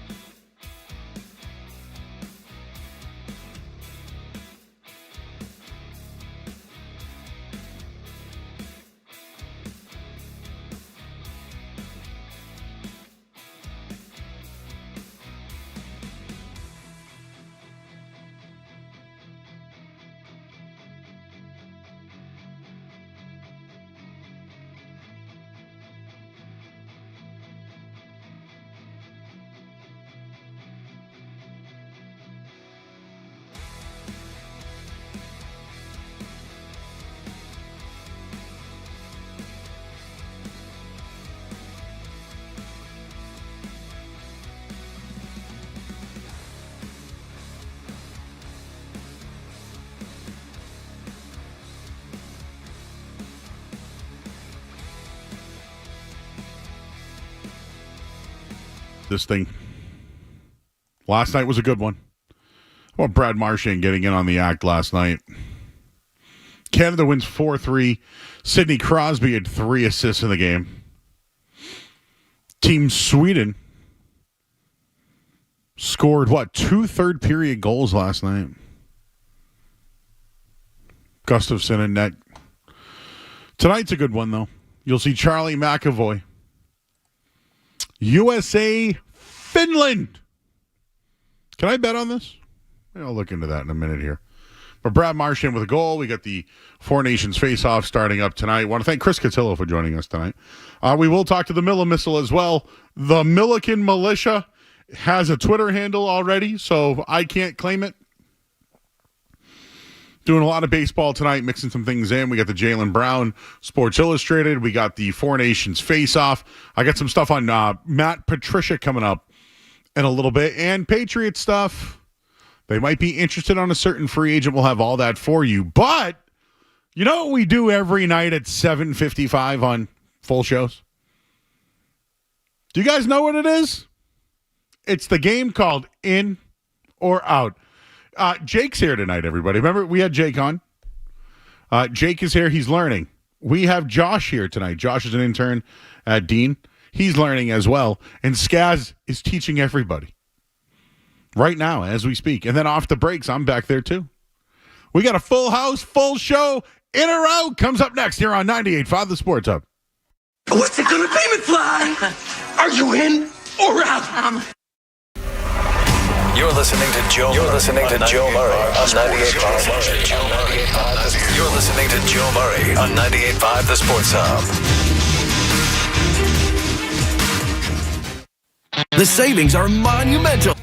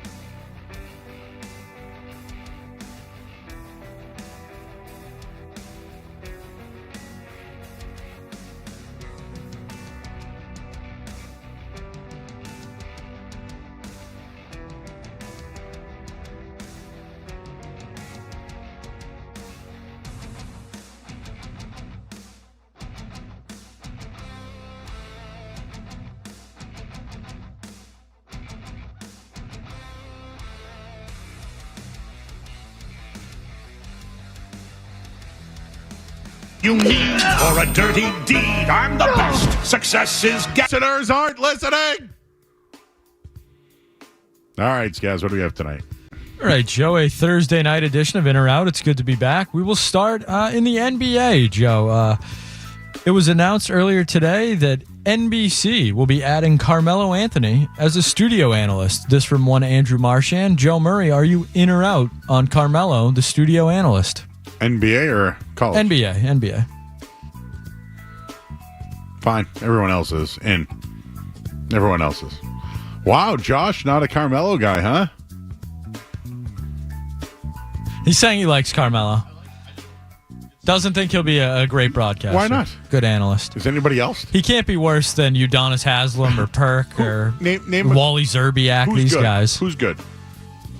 Analyst-wise. I like is PJ Richard Jefferson? Carlesimo. I think he's good. PJ guy's a legend. Yeah, I think he's good. Former coach. Okay, coach. But I think Grant Hill's all right. Okay. Wayne Wade giving you a hard-hitting action. Joe, I got to say, I'm a Windy guy. I like Windy. But he's a reporter. Yeah, if we're talking strictly I'm talking former player that does an analysis. What's it? Like Richard Jefferson's a hot take guy. Kendrick Perkins is a hot take guy. There's not many guys who analyze. Oh, Kenny Smith's pretty good. You know who my favorite is, Joe? It's Cedric Maxwell. That's right. That's my favorite. I was hoping to get some snacks with Max. I'm working on it, man. Snacks with Max. You know, people think Melo is an overrated player. I'm torn on that one. Do I think there was a guy that put up more numbers in history that did less? It's hard. It's hard for me to give you that list. Let's wait for James Harden and Chris Paul to retire. True. That's true. If I had to pick between the three of them, I do think Chris Paul was the best. Ooh, that's a debate. I don't know. James Harden won multiple MVPs, didn't he? What about the Arizona State guy? Who's better? James Harden is better than Chris Paul. He won an MVP. He might have won multiple. Chris Paul never won an MVP. Fine. Don't beat me with your facts. Chris Paul, a notable choker too. Him and Doc Rivers, not a good pair. Just facts. Simply facts, Joe. The band about the facts of the show, the facts and shows. When did we do that one night? What was that all about? Just facts, and we played the facts of life. Yeah, I wish I could. It feels like it had to be Celtics related, but I'm not sure. Reggie Miller's not bad. Yeah, Reggie's fine. He's fine. The guys in New York, Mike Breen and Clyde Frazier are great. Clyde Frazier. Okay. He's styling, profiling, wheeling and dealing. Dropping Ric Flair lines now. I think Eddie House is pretty good when he's in there. I like Eddie. Do I go to Eddie for my analysis, though? No, you go to him for his stories on why he liked road trips, I guess. Yeah. All right, what else? All right, Joe. Let's see what else we got. By the way, what do you think of Bob Myers? Like the GM, you're saying? Yeah. As an analyst? Yeah. Or as, I think he's a really good GM. I mean, he helped with the Washington Commanders. He built some of those Warriors teams, kind of doing it in two sports. I think he's good at that. I don't really... Like, there's some... just to use hockey for an example, I think Milbury's great. What I mean by Milbury, though, is he'll call you out, too. He's got the hot take and analyst. Like, he's got it down pretty well. Kevin Weeks is pretty good. Thinking about guys who like analyze it. I think Raycroft does a really nice job when it comes to goaltending. Or in general, he knows how to watch defenses and stuff like that. Again, I like Andrew Raycroft. Shout out to the Razor. All right, what else we got?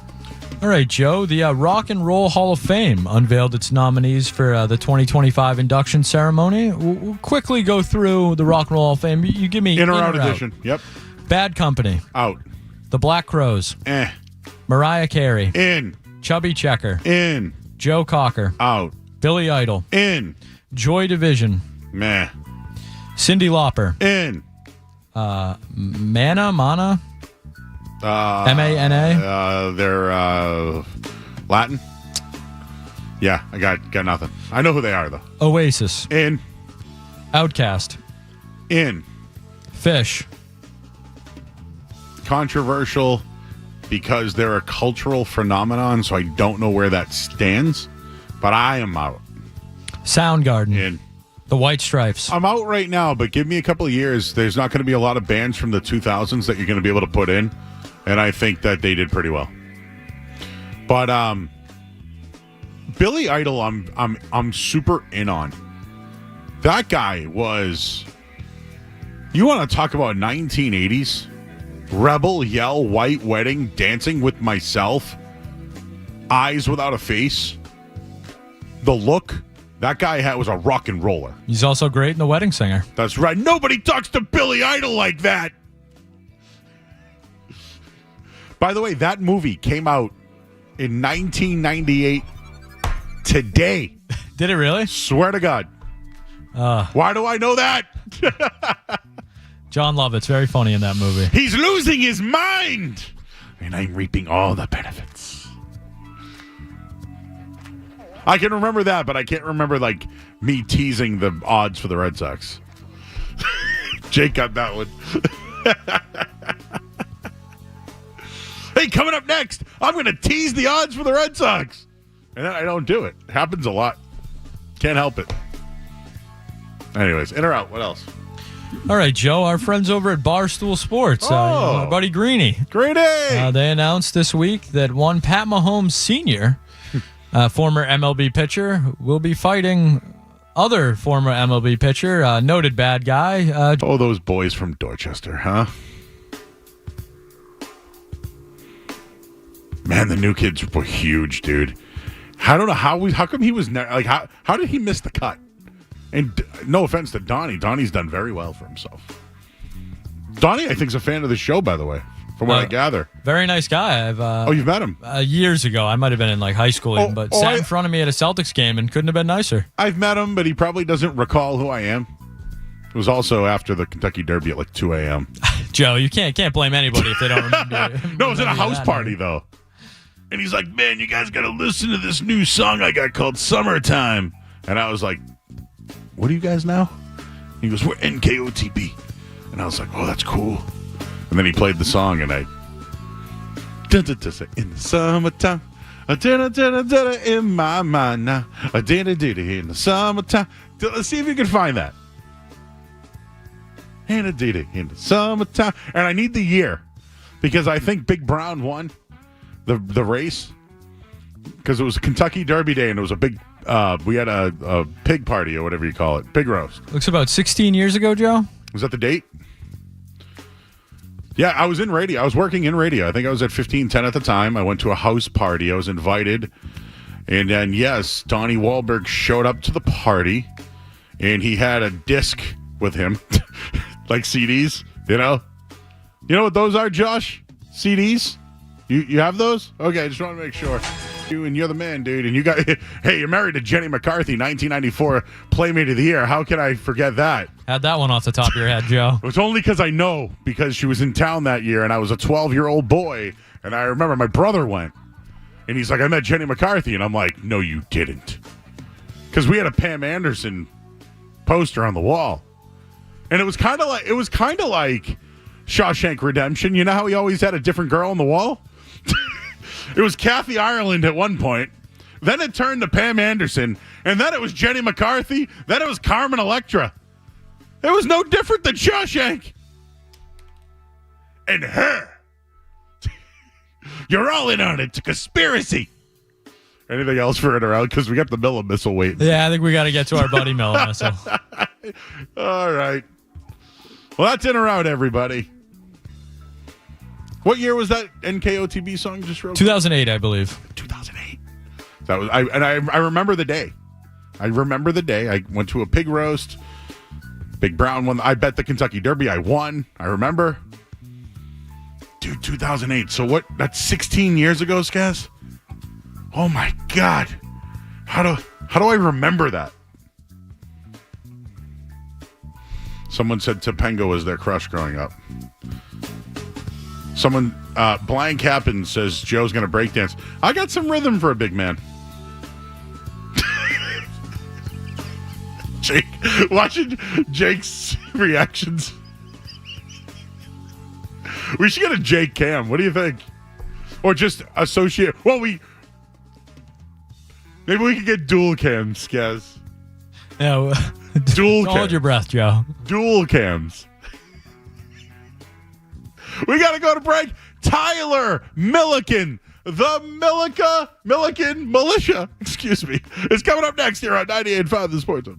Still got to do headlines, Joe. Whoops. From the Town Fair Tire Studios, this is Boston's home for sports. He scored! What a blast!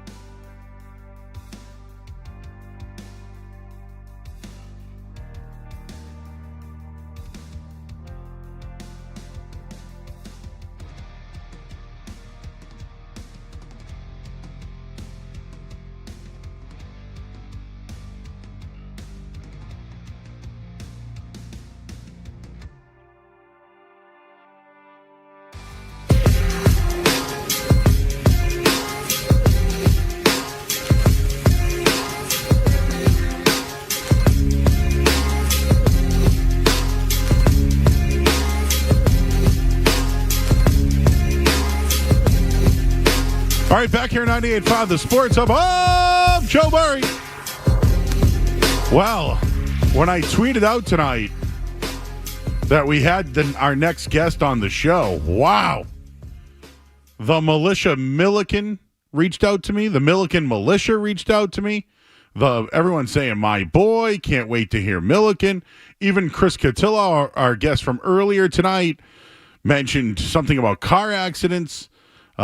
We have a lot of people that are excited to hear our next guest. I'll give him his proper respect. His name is Tyler Milliken, and he joins us on the Volkswagen Dealers Expert Hotline. You know him from Zoe and Beetle. You also know him from Underdog Section 10 podcast. He's the Millimissile, Tyler Milliken. What's up, Tyler? What's up, Joe? How we doing? Everyone's pumped to hear from you, man. Hell yeah. Listen, I'm pumped to talk. It's been one of the best days, I think, for Red Sox fans, at least in the past 5 or 6 years, and to kind of feel the excitement of yesterday, I feel like I'm feeling it right now. All right, man. So I saw the live reaction from the show. A couple of guys had it first before you did. Did you think this was possible? Did you ever think it could get to a bigger deal, money-wise, shorter years? Did you ever think that was in, I guess, the vocabulary for the Red Sox and Craig Breslow?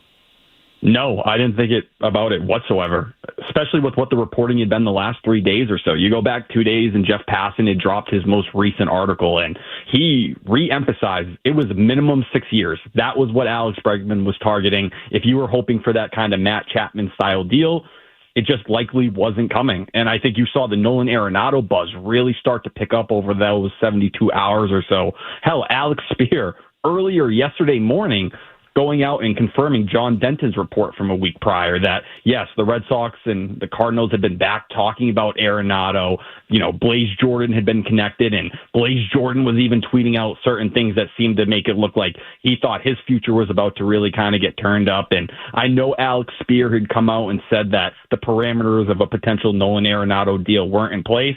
I have heard differently. I had heard that there was actually a pretty solid deal in place that once, if Bregman had chosen, you know, the Astros or the Cubs or the Tigers, that they were ready to pivot, and that would have been the path they were willing to go. Even Alex Cora talking had changed his tune about the conversations he had had about Rafael Devers and him being their third baseman, and they seemed ready about, you know, kind of making it so Arenado was going to be the third baseman and Devers was going to be a DH to some degree. And then out of nowhere, you hear that the Red Sox and Bregman agree to this 3-year deal, $120 million, $30 million deferred, the deal that has the largest AAV in Red Sox history. It's clear something really changed, and it took the Red Sox kind of stepping out. And while it's not the long-term deal, the 6 or 7 year deal, they went and flexed their financial muscle in a different way with that AAV. And I give credit to Craig Breslow for doing that, because it shows, hey, I know Sam Kennedy, I know Alex Cora really wanted this guy.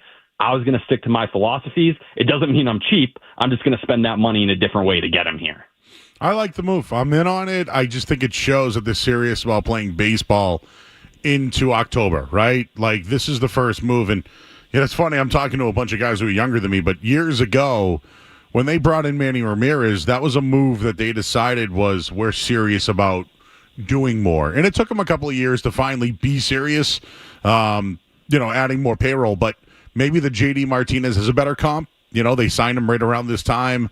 Controversy about his ability playing elsewhere, and could he do it in Boston? I know J.D. Martinez was a huge power hitter at the time and was putting up big numbers. Is there any comps between the two? Do you see any similarities?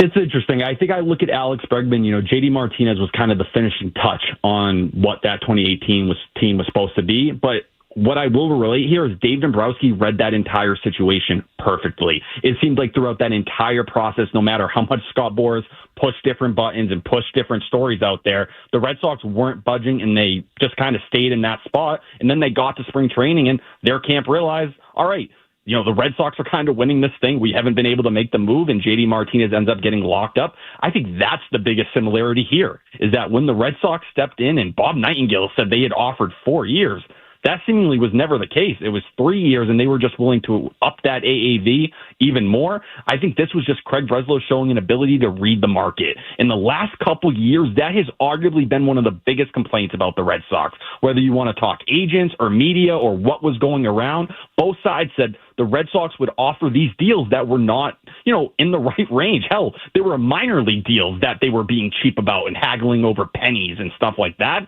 This is the complete opposite, and Craig Breslow has mentioned that same phrase, even doubling down on the first day of spring training. The dial had turned to the present. It wasn't about the future, and this is what this kind of move is. Is it, the 7 or 6 year deal? No, but it's a deal that simply says we're trying to win and compete for a championship this year. Even if he does walk in 1 year, we don't care. We're willing to pay that $40 million AAV to get there. I think that's what it is. To read the market this well and new, hey, Alex Bregman, we know you don't want to go play in Detroit. We know what Comerica would do to you as an offensive player, that you would not be built to dominate in that ballpark. Hell, we know at Fenway Park, minimum 75 plate appearances. He has the highest OPS of any hitter ever. We know you dominate here, and that's kind of tapping into Alex Bregman and where his offensive production has been the last few years. I was surprised reading Julian McWilliams' piece today saying that Bregman had been kind of this average hitter the last 3 years.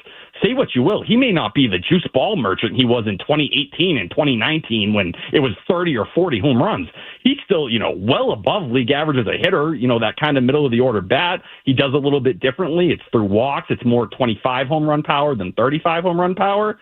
But hell, for where the Red Sox are at right now, that's the exact kind of bat you can put between Devers and Casas, and it's like, all right, now you're not thinking about Trevor Story in that spot, who, if we're being completely honest, we don't even know if he's going to be a league average bat at this point. He's Tyler Milliken, everybody. You can hear him weekdays with Zoe and Beetle. He also has his own podcast with Jared Carabas and crew. We'll call an Underdog called Section 10. Whenever I need something on the internet, Tyler, I go to your Twitter handle. Thank you. No, but to be serious, though, you've been hanging on. Like, you're the guy that still likes baseball and, loves the Red Sox, and why they make the moves that they do. And, you've at least had a unbiased approach, I would feel, as you've killed the team for not making moves. When they make moves, you want to give them credit. So I at least give you credit for that. But what about John Henry now? Like, there's been years where he's been an absentee owner, right? He spent the money this year. They made the moves. Breslow was much different than Chaim Bloom. He's going to be at, I think he's going to be at training camp on Monday, Chris Cotillo said. Yep, Do you correct. think he's going to be praised? Do you think he'll talk? Where do you think now it stands with John Henry and the Red Sox?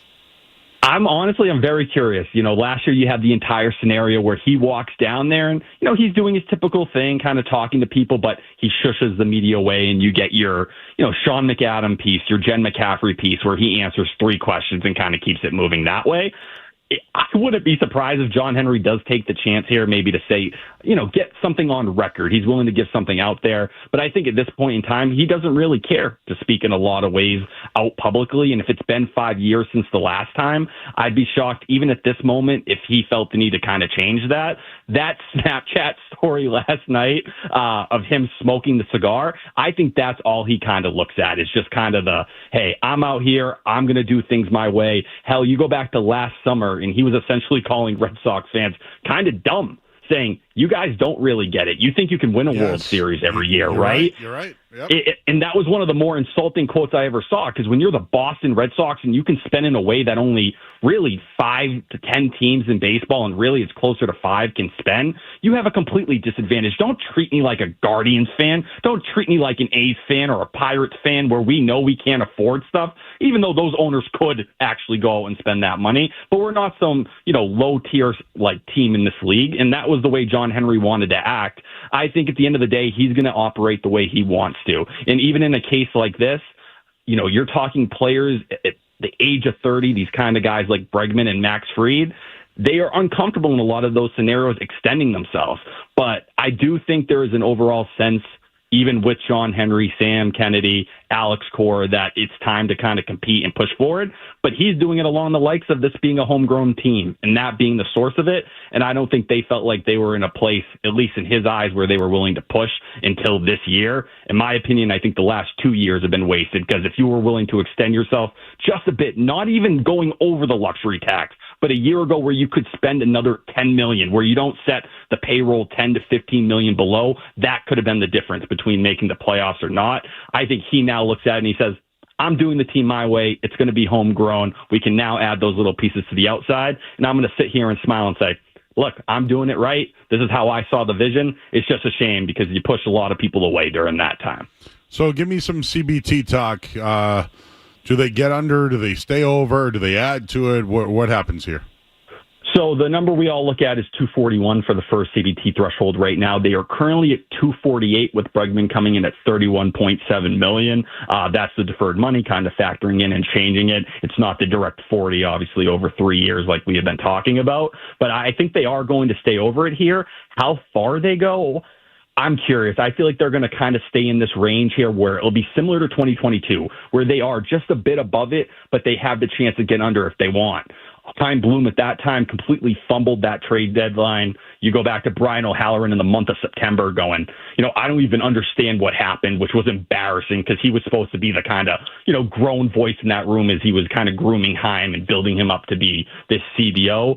I think this time around they'll walk that line, and if they're in a competitive spot better than the 2022 Red Sox were, they'll invest. If it ends up going completely off the road and it doesn't look great, hell, they'll open, this entire conversation up and probably sneak back under and be willing to say, give it a year. The Roman Anthony, the Christian Campbells of the world, Marcelo Meyer, our window, maybe we were a bit early on that. But I think the Alex Bregman signing does signal they think they're ready to compete this year. Right now, an American League that is weak. I look at the Yankees, the Baltimore Orioles. I'm sorry. They don't scare me. You're telling me Baltimore's elder rotation with Sugano, who they signed out of Japan, who will be maybe a fifth starter, old man Charlie Morton, Mike Elias and that new ownership group in Baltimore should be embarrassed and ashamed of themselves. They have one of the best young core groups in all of baseball on the positional side, and they are not taking advantage. The Yankees, yeah, that rotation's scary. I'm not trying to say it's not, but I do think the Red Sox rotation is able to go head-to-head if Garrett Crochet is the ace they believe. But their lineup, you take Juan Soto out of that lineup for the Yankees, their infield right now is weak. It's Paul Goldschmidt, Jazz Chisholm, solid player, Anthony Volpe, who still hasn't broken through in a massive way at the big league level, and you have DJ LeMahieu, who's a corpse and no longer even an average ball player. You should have a Red Sox team here that is ready to go head-to-head with either one of those clubs, and I think they're right there at about 90 wins. I just like to see them add a reliever at this point. All right, add a reliever. You like the young David guys. Robertson. Ooh, that's the name. He's open. Wasn't it? It's weird. I knew someone who knew him. Does he have ties to Boston or was from here at one point? He's in Rhode Island. Rhode Island guy. There you go. Rhode Island guy. Oh, okay. All right. So that I guess that's local enough, right? That's it. Sitting in Rhode Island. Yes, he's 40 years old at this point, but he was absolutely carving up last year for the Rangers, missing a ton of bats. It was a 12K per nine. If you're looking for an adult who can go pitch the 7th and 8th inning regularly, slot in well. And I bet at his age, he's not dying to get down to spring training. You want to sign March 10th, March 15th, and do it your way? Cool. But that should be the kind of guy you target because you add him to that bullpen, all of a sudden you have a group that can go head-to-head with what the Yankees bullpen is. And credit to them with Luke Weaver and Devin Williams. That is probably the most scary part of the Yankees. You neutralize that, hell, we're in for a lot of fun battles in 2025. Hey, Tyler, I know you're younger than me. I'm 42, okay? I was...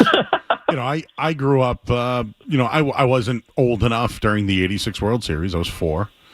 1990, I remember the Red Sox were good with Roger Clemens, but he got ejected in the game. I remember, Mo Vaughn coming around in 95, like 99, 98 Pedro came, 99 All-Star. Like, I lived it all. Were the Yankees ever a rival? Like, I know Red Sox Yankees are rivals, but in your lifetime, have the Yankees been rivals? Truthfully, as someone whose first real season was watching in 2007, I'm going to say no. My closest taste to the rivalry really being full force was the Joe Kelly Fight Club with Tyler Austin and that kind of whole thing back in 2018. But no, that rivalry hasn't existed. If you're being honest, if you're in my age range, 25, 26, it's the Red Sox and the Rays. That's what I sit back and remember those battles in 2013 and how those teams were constantly beefing. David Price and David Ortiz going to war and, always kind of chirping each other back and forth. Like, that's the stuff that speaks more to me, but I don't think it's one of those things where a rivalry ever goes away. It just takes both teams being good. And the Red Sox, with their up and downs in a lot of years, there just hasn't been that path to consistently battle at a high level. Hopefully this year, there's a pathway where they should be pretty similar overall. There's no reason why that rivalry couldn't spark. Hell, Garrett Cole and Rafael Devers, what was happening at the end of last season where you had Alex Cora going off post-game, that's not going away. That's going to be one of the first things that comes to mind. Can I throw another one at you? How about Bregman and Bueller, Yankee killers, now with the Red Sox? No, it's very true. Those are going to be kind of big things, and those are guys that obviously have gone out there, won World Series, and done their thing. When you go and you face a team like the Yankees, yeah, they're going to play up. They're going to understand the importance of those kind of matchups. And hell, it was only 2021 where you go back and the Red Sox and Yankees were fighting out in the wild card round. Outside of 2018, that's probably the other time. Those guys are still, Aaron Judge, Giancarlo Stanton, Garrett Cole, they were the ones blowing that game. So you're telling me that isn't forgotten either? There's still enough of those markings of that rivalry there, and I'm looking forward to it this season. I think baseball needs it. I think this area needs it. And the quickest way to get those old fans that have tuned out, you hear Red Sox, Yankees meaning something again. Oh, my God. Baseball fans will tune up or perk up everywhere. All right. What are you and Martha doing? You guys going to the 99 tomorrow? No. We won't be going to the 99. We're going to have a kind of quiet night in. I'll be real with you. The last 24 hours or so, I never went to sleep last night. After the Bregman news, we had to record a full new 3-hour pod, and I was way too hyped up after that to go to bed. So I'm completely planning on crashing, and we're going to eat some pizza. We're going to have a good time, and I'm going to stay comfortable. Ooh, I know where you live now. Have you tried anything new in the area? I will say Mark Anthony's Pizza. It is my new addiction. I don't know if they're looking to sponsor anyone, but I'm standing up here and I'm standing tall. I will be your guy. No one will push your pizza like I do. I promise you that. Just give me a chance. Tyler, this is the place to do that. And I just wanted to talk 99 with you for a minute. Oh, listen, I beg the 99 pretty constantly to hit me up. And the 99, I got to guess you got to go North Shore. I know a couple of guys. My guy Oscar up in Linfield, he'll take care of you. Okay. But here's the deal. Here's the deal. Uh-huh. What's your go-to order? Are you half buffalo? I know you're not much of a sauce guy. Is it just plain tendies? Do you go? Oh, no. Joe, can you have some respect for me, please? Here, well, this is what you do. Sometimes I'm confused on what you like and what you don't like. Listen, I am very stuck on what I like, but I like to get kind of wild with it. So I'm not going to mix skins and buffalo tenders like some people do. Come on. Talk dirty to me, Tyler. This gets. I'm taking the buffalo tenders and I'm ordering 2 orders of the mozzarella moons. You take each buffalo tender. You're doing the XL so you have enough. You can create 6 buffalo tender mozzarella moon sandwiches and put those down. You get the cheese pull. You get the tender. Oh, my God. Wait a second. You get a mozzarella moon and wrap it on a tendy? I like to take 1 moon on the top and 1 moon on the bottom, and it creates almost like a tender sandwich, kind of like an ice cream sandwich. So Tyler Milliken, top and bottom guy? Of course. Every day, every night. Always. You know the deal. So the moon mozzarella stick with a buffalo tendy inside like a sandwich? Yes, and that's all. That's just how I'm starting. We're not getting to main entrees or anything like that. All right, and what's the dipping? What are we dipping it with? I'll be honest, this might be where you judge me. I don't believe in dipping a tender that's already been sauced. Do you put Do you put any sauce on the mozzarella? Nope. I just want the pure buffalo to come through and the taste of that cheese. I mean, I could do that. I'm in on that. We could call that. I don't know. What do we call Blue that? cheese has never spoken to me in any way. I know for some people it's really important, or ranch, but truthfully, it grosses me out. Okay. Takes away from the taste of the tender, man. I'm about the meat. Are you a soup guy at all? No. Very anti-soup. Why am I sipping on something I'm supposed to eat? Okay. French fries, coleslaw.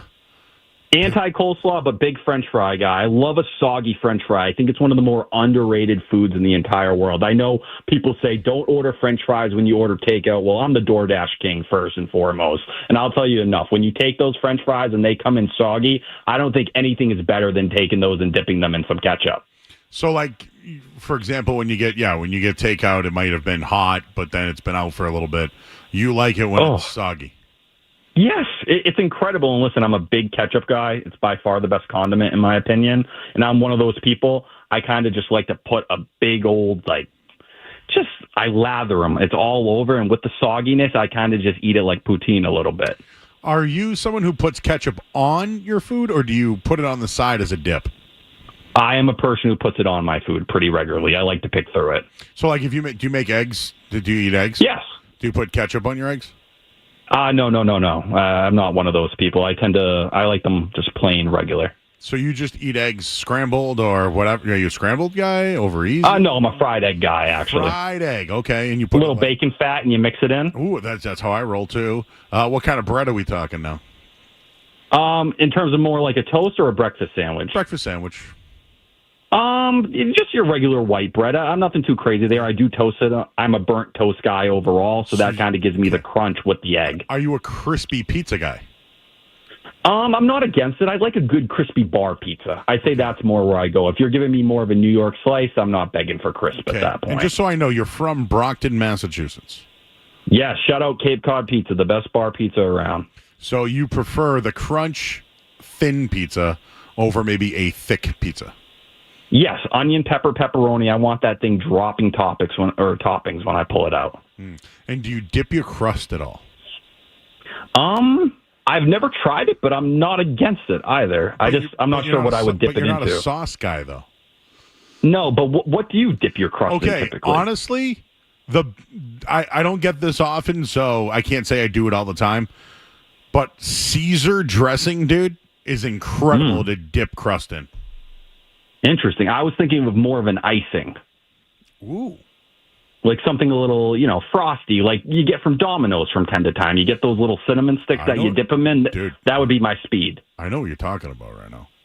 I feel like we're touching. You feel me. You understand it. By the way, Domino's has excellent desserts. I know that they make a thin crust pepperoni that's absolutely unbelievable as well. But, dude, they have a brownie cookie. It's kind of like a cookie and a brownie in one, but, cut like brownies. It's outstanding. Well, you're hurting my feelings right now, Joe. I am allergic to chocolate, so unfortunately that's an experience I'll never have in my life. My God, dude. Don't judge. Hard enough.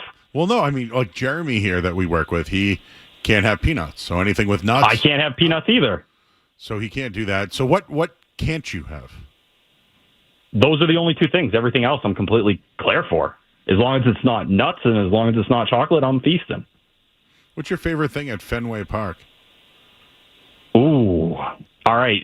I'm going to get hated a lot on this. I believe in a nice pizza at Fenway Park. That is one of my favorite things, a little slice of Sal's pizza. Sal's, I know I know a lot of people aren't into pizza at the ballpark. For me, I go back to the OG days, my first game ever, getting a slice of Papagino's pizza sitting in the bleachers. Yep. I have tried to recreate that experience my entire life, and it doesn't hit as hard as that Papagino's pizza used to, but it does well enough. What do you put on your hot dog? Ooh, I'm just a strictly ketchup guy. I'm anti-mustard. Me too. I wish, though. The way people talk about mustard these days, man, it seems special, but just give me ketchup. Okay. I've had a listener reach out to me.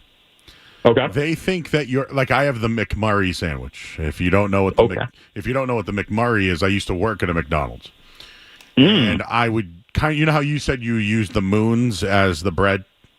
Yes. I would use the 2 chicken patties as the bread with the quarter-pound beef in the middle.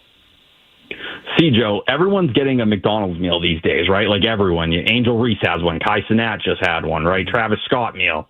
Is there a Joe Murray meal in the works? Well, you know what?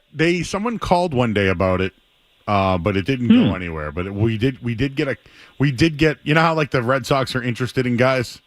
You know? There was at least someone checked in, but it didn't go far. But we could call those Millimoons. Oh my God. There's a lot of opportunities here for the 99 if they're willing. Well, that's all I'm saying. Well, listen. Just put it out there. We would happily have Tyler Milliken on the night show. I know that you are a part of the baseball hour, so I don't want to take away from them at all. But if I could help out young Tyler Milliken, I think Millimoons at the 99 could be something where kids get free Millimoons when the Red Sox win.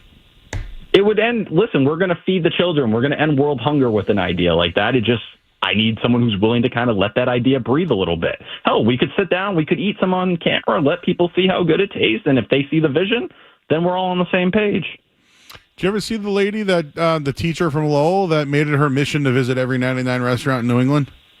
I have seen her. I've also seen there's another guy on Instagram who had reached out rather recently who was trying to do the exact same thing. He wanted to visit every 99 in existence, and my former local 99, the one in Easton, it's right on the Brockton line by Stonehill College, if you know, they actually wanted to stop and have a meal. We were trying to line something up. We haven't figured it out yet, but as the guy who kind of reps the 99, I feel like a bit of a loser that I haven't visited that many. I'm stuck to my usual 3 because it's so comfortable for me. So when you go to Jared, you've been to Jared's house, right? Yes. I live like 15 minutes away. And do you know what that means, Joe? There's a 99 right in that area. Yeah, there is, and they know Jared at that 99 too. So when I'm over there and we typically order food, that 99 is actually my spot. Okay, well, we need to make this happen. Can I actually say one thing real quick, Joe? Yeah. Rest in peace to the Saugus 99 that used to be right there on Route 1, one of the best 99s to ever exist, and it hurts me to this day that it is no longer there. That one is gone. It's empty. I don't know what they're going to make. They're actually opening up a Cane's next door.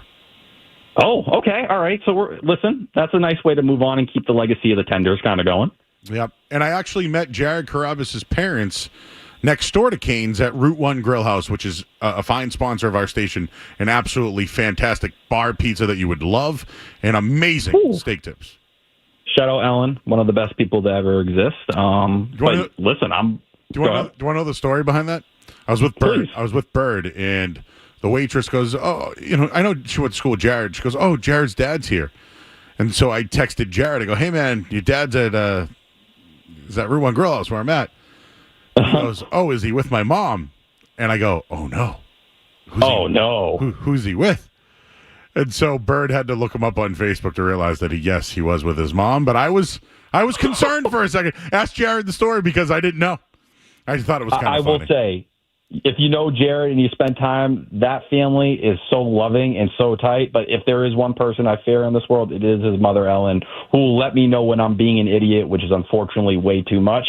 She's had to put me in my place more times than I'm it's a little embarrassing how many times it's actually happened, but you need those people in your life. Well, as a man who has pooped his pants in my life and your life as well, I know this story.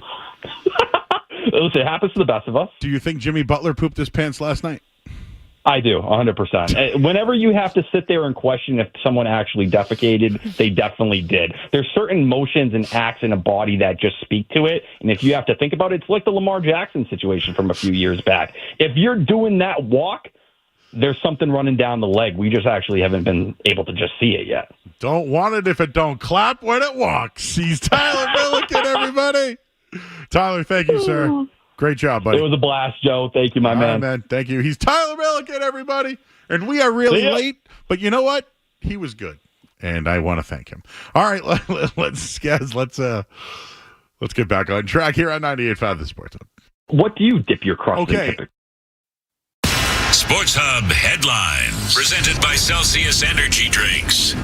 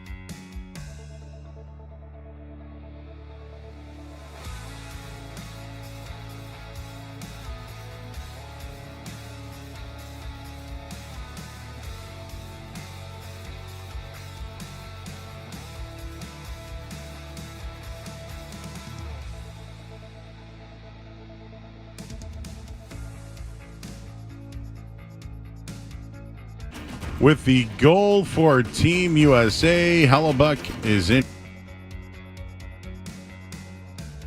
Charlie McAvoy, one shot on net. He's had 2 giveaways. Headlines are brought to you by Safety Insurance, providing comprehensive coverage for your auto, home, and business. Ask your independent agent about safety. I'm Joe Murray. We got the musings next. New England plays here. Ball down the right side. There's a separation. Touchdown pass.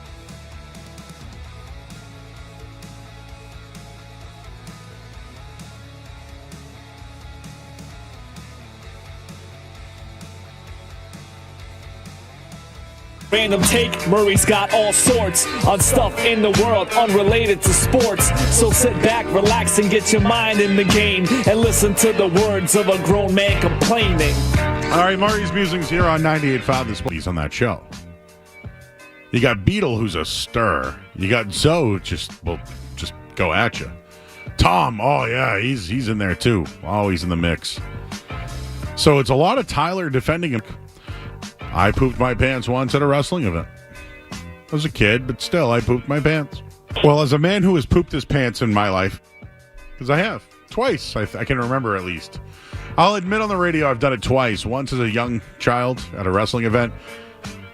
By the way, Hulk Hogan today was talking about Kendrick Lamar, Skaz, and he's like, he couldn't understand the words, and so this is not political whatsoever. No liberal take here because we don't do politics. No, when I think of comprehension, the first guy I think of is Hulk Hogan. Yeah. That's a guy who I trust can fully comprehend just about anything. But again, a man saying he doesn't understand the words, yet will go listen to Pearl Jam and you can understand those words. But people were really outraged by my take on that one. You mean to tell me you really know? Backseat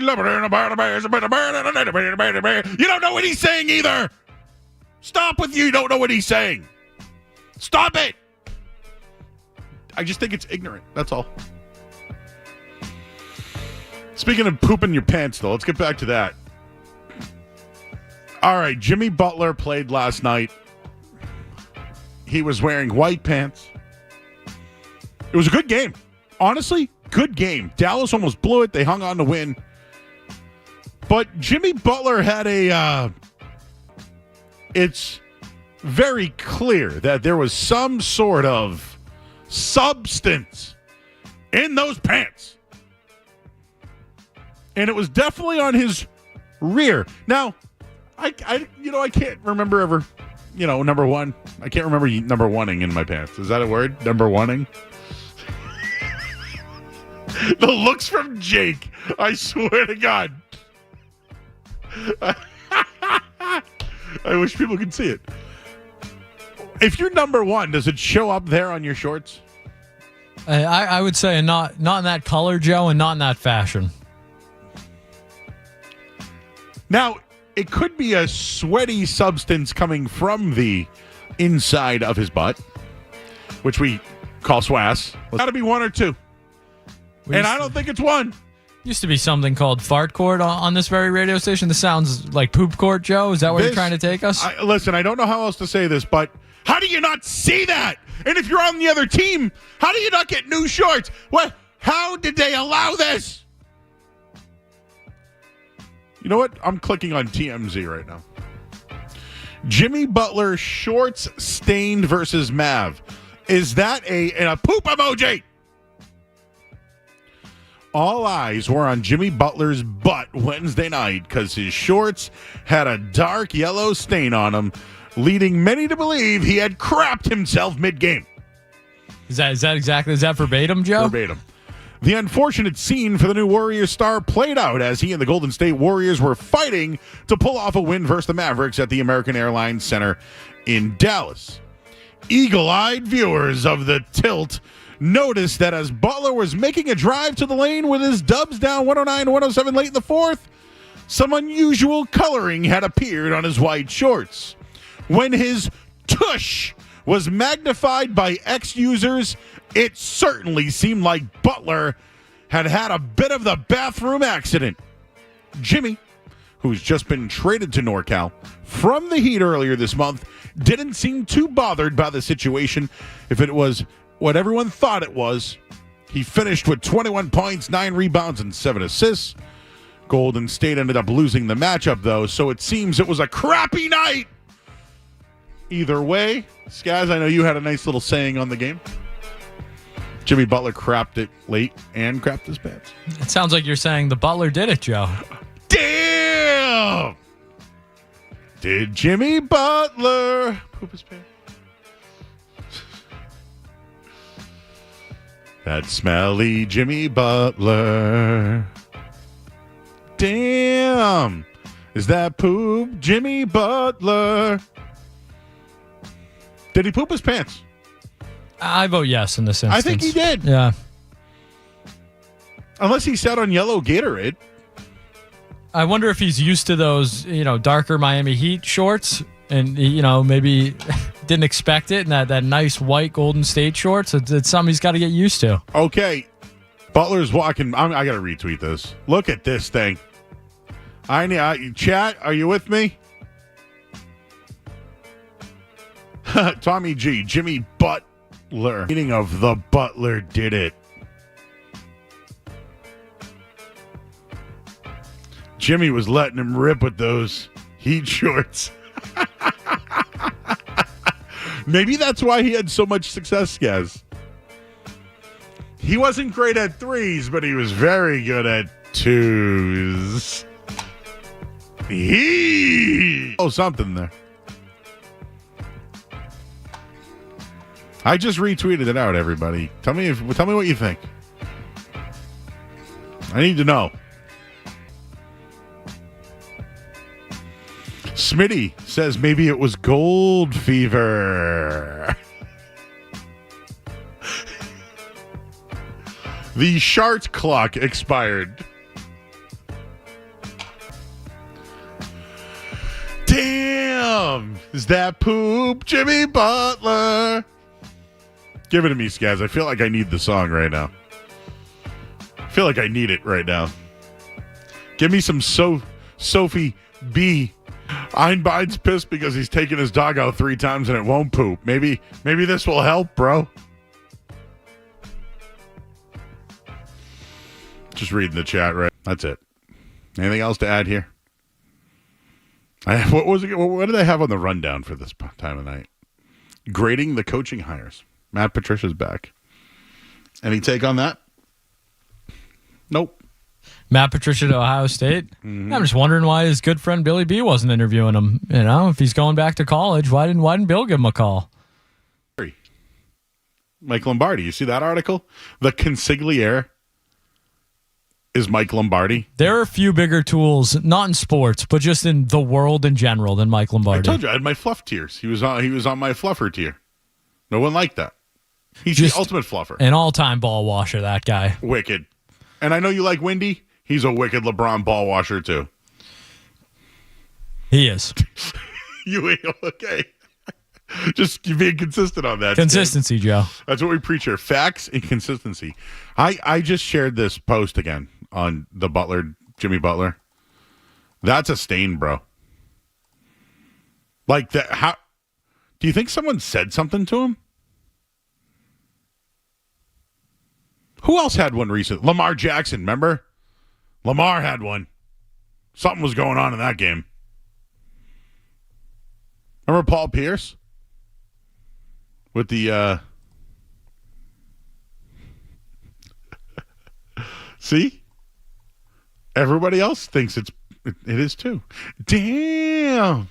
What's that, Jimmy Butler? Damn. Is that poop, Jimmy Butler? It really smells. Is that yellow on your pants? Oh. Like Zoe sometimes comes back and doesn't know the lyrics to songs. I'll make my own up. I don't care. What is that? He's just sitting there. What? He's got to address. I don't feel bad. If there's a guy I don't feel bad for, it's that man. It's funny. He's stuck with poop and Jimmy Butler. and Jason Tatum's on the front cover of Sports Illustrated. Tell me things really haven't come up all green. Tell me. Because the residue's on Jimmy Butler's shorts. Damn. All right, we got to go to break. I'm Joe Murray here in the Sports. You're listening to Joe. You're listening to Joe Murray.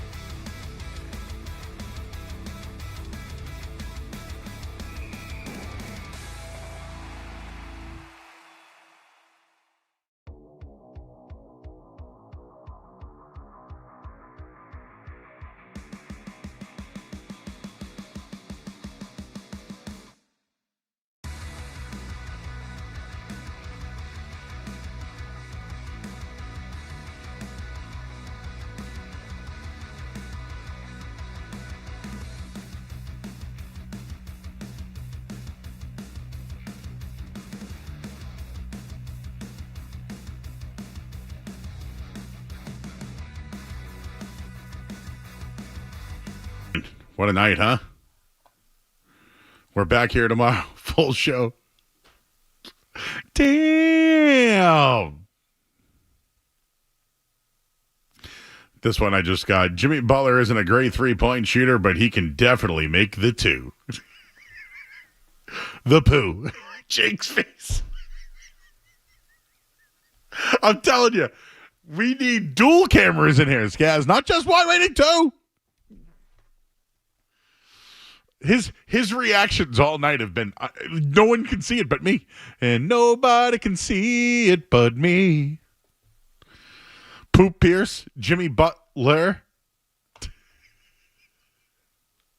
I gotta stop. I'm sorry. It's childish. I'm an adult. You guys are like literally 10 years younger than me, but I'm the one that's making the poop jokes.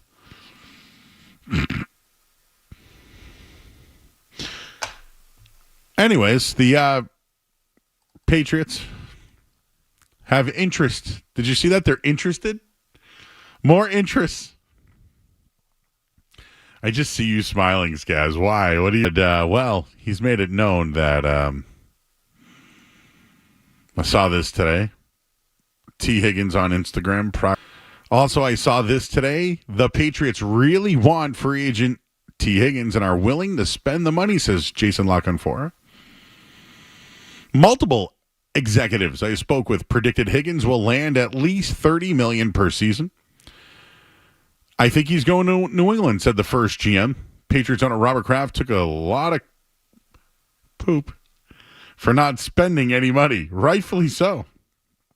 And I hear they really, really want this guy.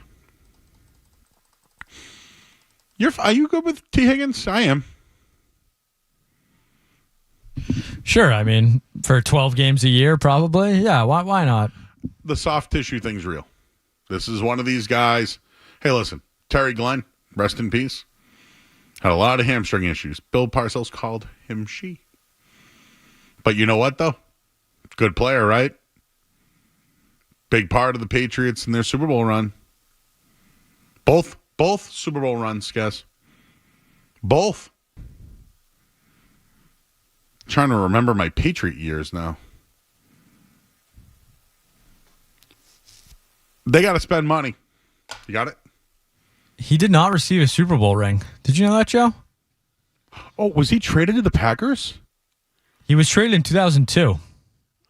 But he was on the Patriots in 01. He was suspended for all of the postseason run, and the Patriots decided not to give him a Super Bowl ring. He had 14 receptions for 204 yards in only 4 games that season. But he caught Tom Brady's first ever touchdown pass. That's what people remember. Wow. He didn't get a ring? According to Wikipedia, Joe. Well, he's not with us anymore, so we couldn't ask him. Man, Terry Glenn, dude had real soft tissue issues. But, dude, he could play. That dude could play. But, man, he had some issues, bro. He had issues. His name is Sarko. He's in Malden. Hey, what's up, brother? How you doing? How you doing? I'm all right, brother. I'm sorry I've been calling in late, man. It's all good. Did you see the Jimmy Butler video? No, I didn't see it yet. I'm listening to you guys, and I didn't get a chance to watch it yet. And honestly, like I heard you say it's happened to you, and I could probably say it's happened to me too. Listen, it happens to men. Doesn't matter. You know no, listen. You're not a man if you can't admit that you pooped your pants. Exactly. That's my point. I shot it a couple of times. Come on, it's a different occasion. It happens. Sometimes, nobody. Oh, come on. I'll tell you this. Sometimes it's one of the biggest risks in life is knowing if it's a fart or not. Oh, yeah, and that's very true. But there was one time, like, I was rushing, and I knew it was not going to make it in time. Now, that's a different story. You get me? But what happened to him was different. You understand? Like, it was probably a shot. I got to see the video, then I'll let you know. How you feeling about the Celtics, man? 10-3 now in their last 13 games. Well, that's what happened. It's like every time I was trying to call in, remember, I think the last time we spoke, I was upset. I said I'm not happy. And then they started, playing good. And then all of a sudden, they had that bad loss against New Orleans. And I'm like, come on, guys. You guys just starting to put it together. You lose to New Orleans Pelicans, the worst team in the league. But, now they're starting to, build it back up, which is cool. And hopefully they go into this All-Star break. They just need rest. They really do. They really do because, it's like the defensive intensity is really what makes them be the best team. And then, like I told you, they're so tired. So, it takes a lot of you have to have energy, first of all, to play that type of defense. Never mind to make it 3-point shots. You get what I'm saying? I get what you're saying, bro. Yeah, so you need those legs underneath you for both things. Yeah, do you think the Eagles can repeat? No, I don't think it's going to happen, to be honest with you. I mean, it's not that they can't, but I'm saying, in my opinion, that's a really hard thing to do. I mean, like in football, it's really hard. I mean, they have the squad to do it, depending on if they can maintain, the players that they have, and the offensive line and defensive line to stay the same. I guess I'm hearing Josh Sweat might, possibility of leaving. I don't know. That would change things. So we'll see. What do you think the Patriots should do in the draft? In the draft, really honestly, it's like I haven't really looked at the draft board, but it's just like I'm just off and just like draw off. It's like the mocks is like, okay, take a Travis Hunter or this and that. But I'm like, I think they need weapons, but there's a few things they can do. But what I think, honestly, is like offensive linemen right away, and then they need a weapon. But they can trade for offensive linemen. They can do something like that. But if anybody drops defensive end, was it from Penn State? If he's available, grab him. It's with Carter, right? Last name Carter. Yep. Okay. If Hunter's available, take him. He's a dual threat. You never know what can happen with that. And then you work around trying to get some veteran linemen. And then you're gonna have I think the coaching staff's gonna be way better to do it. So I just want to tell you, I owed you my bad from a couple of weeks ago with that slippage, man. I know. You know what? You're good, bro. You know what? I was at the office and I was like, I just got in the car. We left and my wife's looking at me like, what's wrong? I was like, I don't want to tell you. And then we get home and I was like, because I don't know what you said after it happened. You get me? Because you get cut off and you don't hear it. So we're good, bro. Me and you are good. I know. And then when I seen it, she was like, "Don't worry. You said you're good." Yeah, and I was good, like, bro. "All right, well, that made me feel better." And I was like, "Cool." When I told Skaz that Sarko came out, he was pumped, my man. Hey, real quick, I wanted your thoughts on what did you think of Kendrick Lamar? Did you watch the halftime show? Honestly, I did not watch the halftime show. Okay. I really wanted to make it a game time, and I remember I don't want to say much, but it was mentioned to the wife about you be at game time at some point. I never knew it was for that. And then once it came up and I heard it on the radio, I was like, damn, I really want to go. We'll have another. But unfortunately, Sarko. we couldn't make it. It's all good. Hey, by the way, it snowed that day, so it's not. I get it. Like not a lot of people. Yeah, I did not watch the halftime show. Honestly, my sister's in town and. She had major surgery yesterday. Hey, are you a 99 guy? Do you like the 99 restaurant? Well, when I called in, you asked me if that was favorite food chain. Remember, I did say 99. One was 99. I mentioned it, then I remember I forgot to mention Outback. I was like, when you want a good steak, too, you can go to Outback. There you go, Sarko. Appreciate your call, man. I'm sorry I dropped them. I'm sorry, Sarko. I dropped you, bro. Sorry. Outback, dude. When's the last time you've been to an Outback, Skaz? It's been years, Joe. Dude, years. I haven't been to an Outback at least a decade. Now I'll go. I love that butter. What is the name of that butter? I'm just Googling Outback butter. It's called honey butter. They give you a nice loaf of bread on a cutting board with a double honey butter.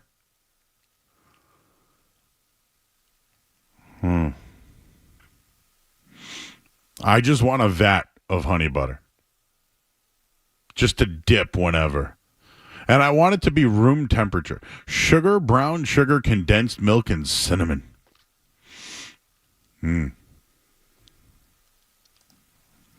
What do you dip your crust in?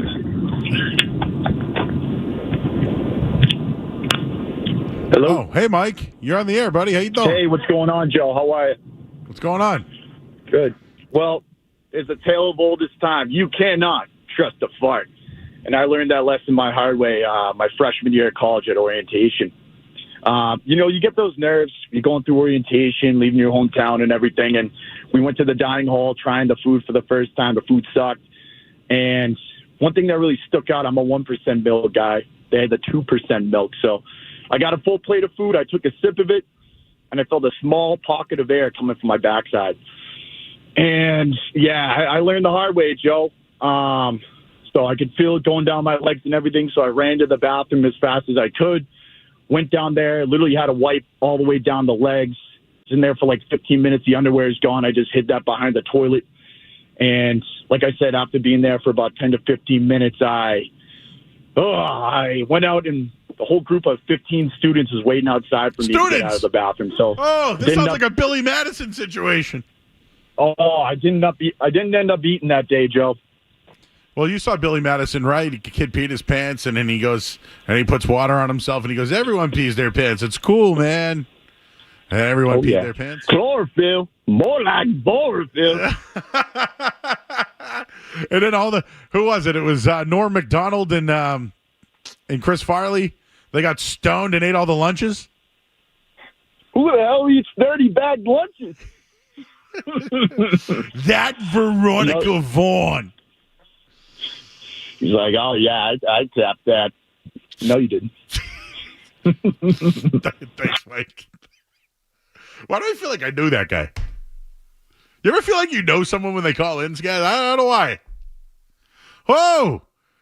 Saki! What's up, bro? Joe, what's going on? We were talking about pooping pants. Have you ever pooped your pants? They used to say if you don't poop almost poop your pants 2 times a year, you're not taking enough life chances. That's right, man. How you doing? I'm good. We're on our way home. We just went to Polana's, a little early Valentine's Day dinner. What's hard? Talk to me. Talk dirty to me, baby. We just couple fillets, lobster mac and cheese. Yeah, so good. A little burrata action, some cheesecake. Cheesecake? Yeah. What kind of cheesecake? Just regular or? Just a regular. Yeah, they had like a special, like a strawberry. Yeah, it was wicked good. Listen, not to give them a plug, because if they want to advertise, certainly they can. But dude, that's a great place. It really is. But it really is. You know what's awesome. You know what's a great place though, Saki? It's called, what's that? It's called Game Time in Peabody. Yeah. It's located right at the North Shore Mall. It's next to the LL Bean. And, man, you guys got that Dream Machine situation going on upstairs. You know what I wanted to tell you guys? It reminds me of Good Times. Did you ever go to Good Times growing up? When I was young. No, this is like Good Times on steroids. Oh, yeah. It was a blast. What Saki made for me? You know I love myself and Arnold Palmer, right?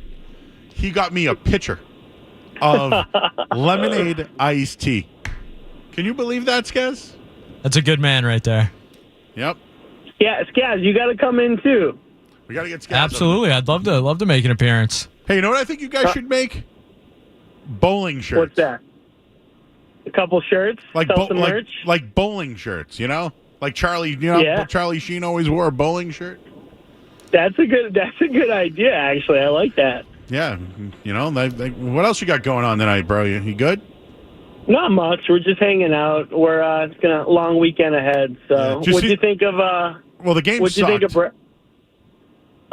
Wait, who played tonight? I didn't even see. Oh, tonight. I actually don't even know who played tonight. Oh, you're talking Super Bowl. Yeah, it was brutal. Yeah, Philly steamrolled them. I was kind of hoping they made it a game a little bit at the end, but it wasn't happening.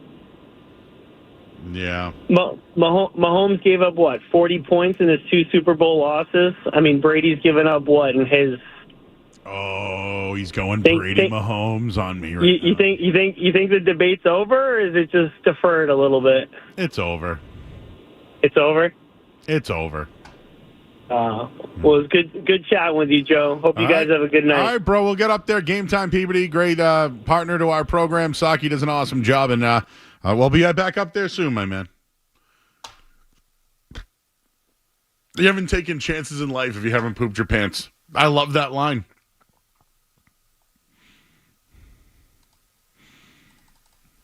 I got a bunch of stories for tomorrow night I can't wait to read. We have Brian Barrett tomorrow night. We'll do that in a bit. We'll give you what's going on tomorrow, and we'll recap some things we haven't gotten into yet. I'm Joe Murray here on 98.5 The Sports Hub. Sports Hub head.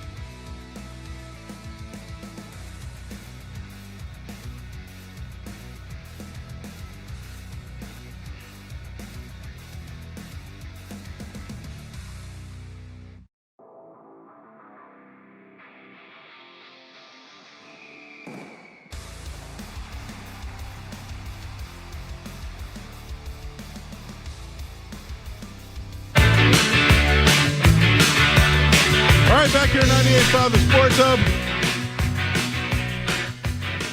Skaz, what's something you like the smell of? What do you like the smell of? What do I like the smell of? Yeah, like what's something that you just like the smell of? Like fresh baked cookies. There you go. Something like that. What about like something that's not like something that's not the way you cook? Like fresh cut grass, a campfire. Good one. Good ones. Like a fresh pavement, like asphalt or something. Perfect. Sometimes rain. Rain's a good one. Right? When it's steaming on the ground on the tar. Love that. You know what one of mine is? Tennis balls. I was wondering what you had in there, Joe. So you know I'm a sniffer, right? I'm well aware that you're a sniffer, Joe. This is well documented on the night show. Jake, the kid is priceless tonight on his. Hey, Jake, when you took the job, did you think that this was what you were going to get, bro? Seriously. Pull that thing up. Yeah, get Jake Seymour on the mic, everybody. Yeah, no, not what I thought I was going to get, but I appreciate it because it makes good clips, funny things to use for rejoiners or anything else we got. So no, like if I wish we had a camera here that you could see like you both and me, like the three, like right here. So like every time I say something, I get a rattle out of him. It makes good clips. That's why I'm laughing. No, that's what I'm trying to say. Is I think there's things that I say that you chuckle about. Oh, most stuff. I've been doing it all night. Yeah, I know. I did it last week when I was in, or 2 weeks ago when I was in. Do it all the time. Some people don't love my humor, though. I got to admit that. It's good. Yeah, like I'm the oldest here, but I'm the one that's the most immature. Would you all agree? Maybe. Yeah. All right. Yeah. So you know I'm a sniffer, right? Here we go. Some freshly brand new Wilson tennis balls, U.S. Open. I don't know where these came from, by the way. I don't know where these came from. But, you know, I like to sniff. So let's do the old. I haven't smelled tennis balls in probably 25 years. It's just not something that I have engaged in. So let's give it the old sniff test, Skaz. You ready for this? All right, so I just whipped open the Wimbledon U.S. Open. Ooh, Red Bull tournament. Right? I know Josh is into the Red Bulls, right? Are you a Red Bull guy? No, I'm sorry. Trent loves the Red Bulls. That's who it was. He's a soccer guy. You're a wrestling guy? I thought he was a wrestling guy. Slight wrestling guy. Slight. Can and Pringles can. Multiple uses. Benjamin Smith. Fire smells good.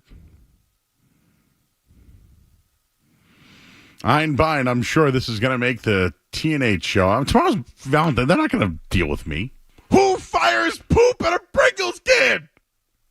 Who poops in a Pringles can? I would bet that this thing is bigger than a Pringles can. It's thicker. You can get a lot of poop in this thing. There's a tremendous amount of drops from the show tonight. Can you tell we haven't had full shows in a while?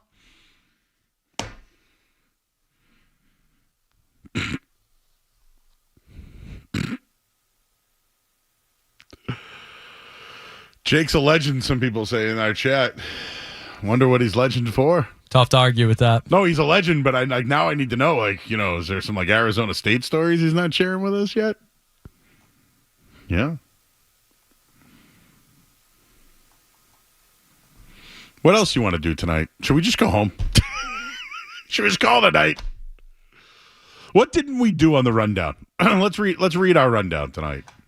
Joe Shaughnessy on the Sox. Oh, we didn't even do Dan Shaughnessy yet on the Sox. Grading the 2024 NFL head coaching hires. Oh, how would you grade those? Not good for locally. I would say maybe an F, Joe. Okay, we missed that.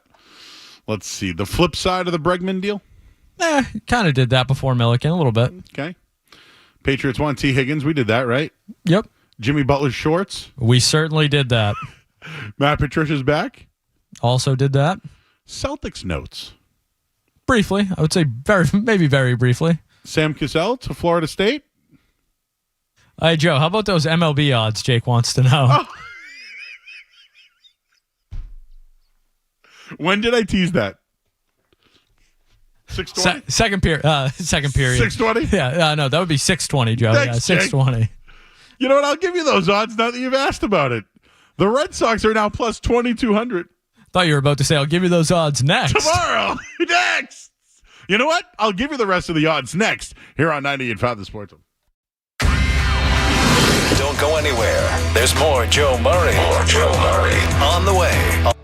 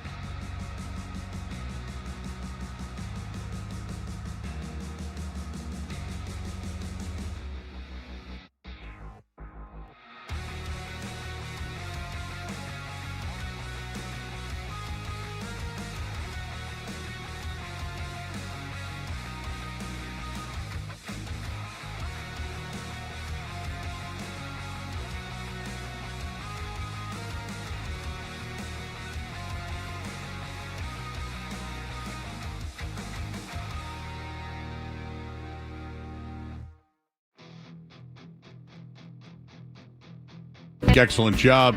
Intern Josh, he wrote his first article tonight. It's on 98.5 The Sports Hub, so go check that out. Skaz, excellent job. We got a full show tomorrow. It's Valentine's Day. Brian Barrett's going to join us from The Ringer. We'll have fun. By the way, those Red Sox odds.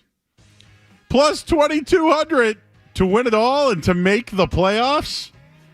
Minus 105. Do the Red Sox make the playoffs? Thanks again to Skaz. I'm Joe Murray. We'll talk to you guys tomorrow night, 6 o'clock. No more 4th and Friday. I'm Joe Murray on 98.5 The Sports Hub.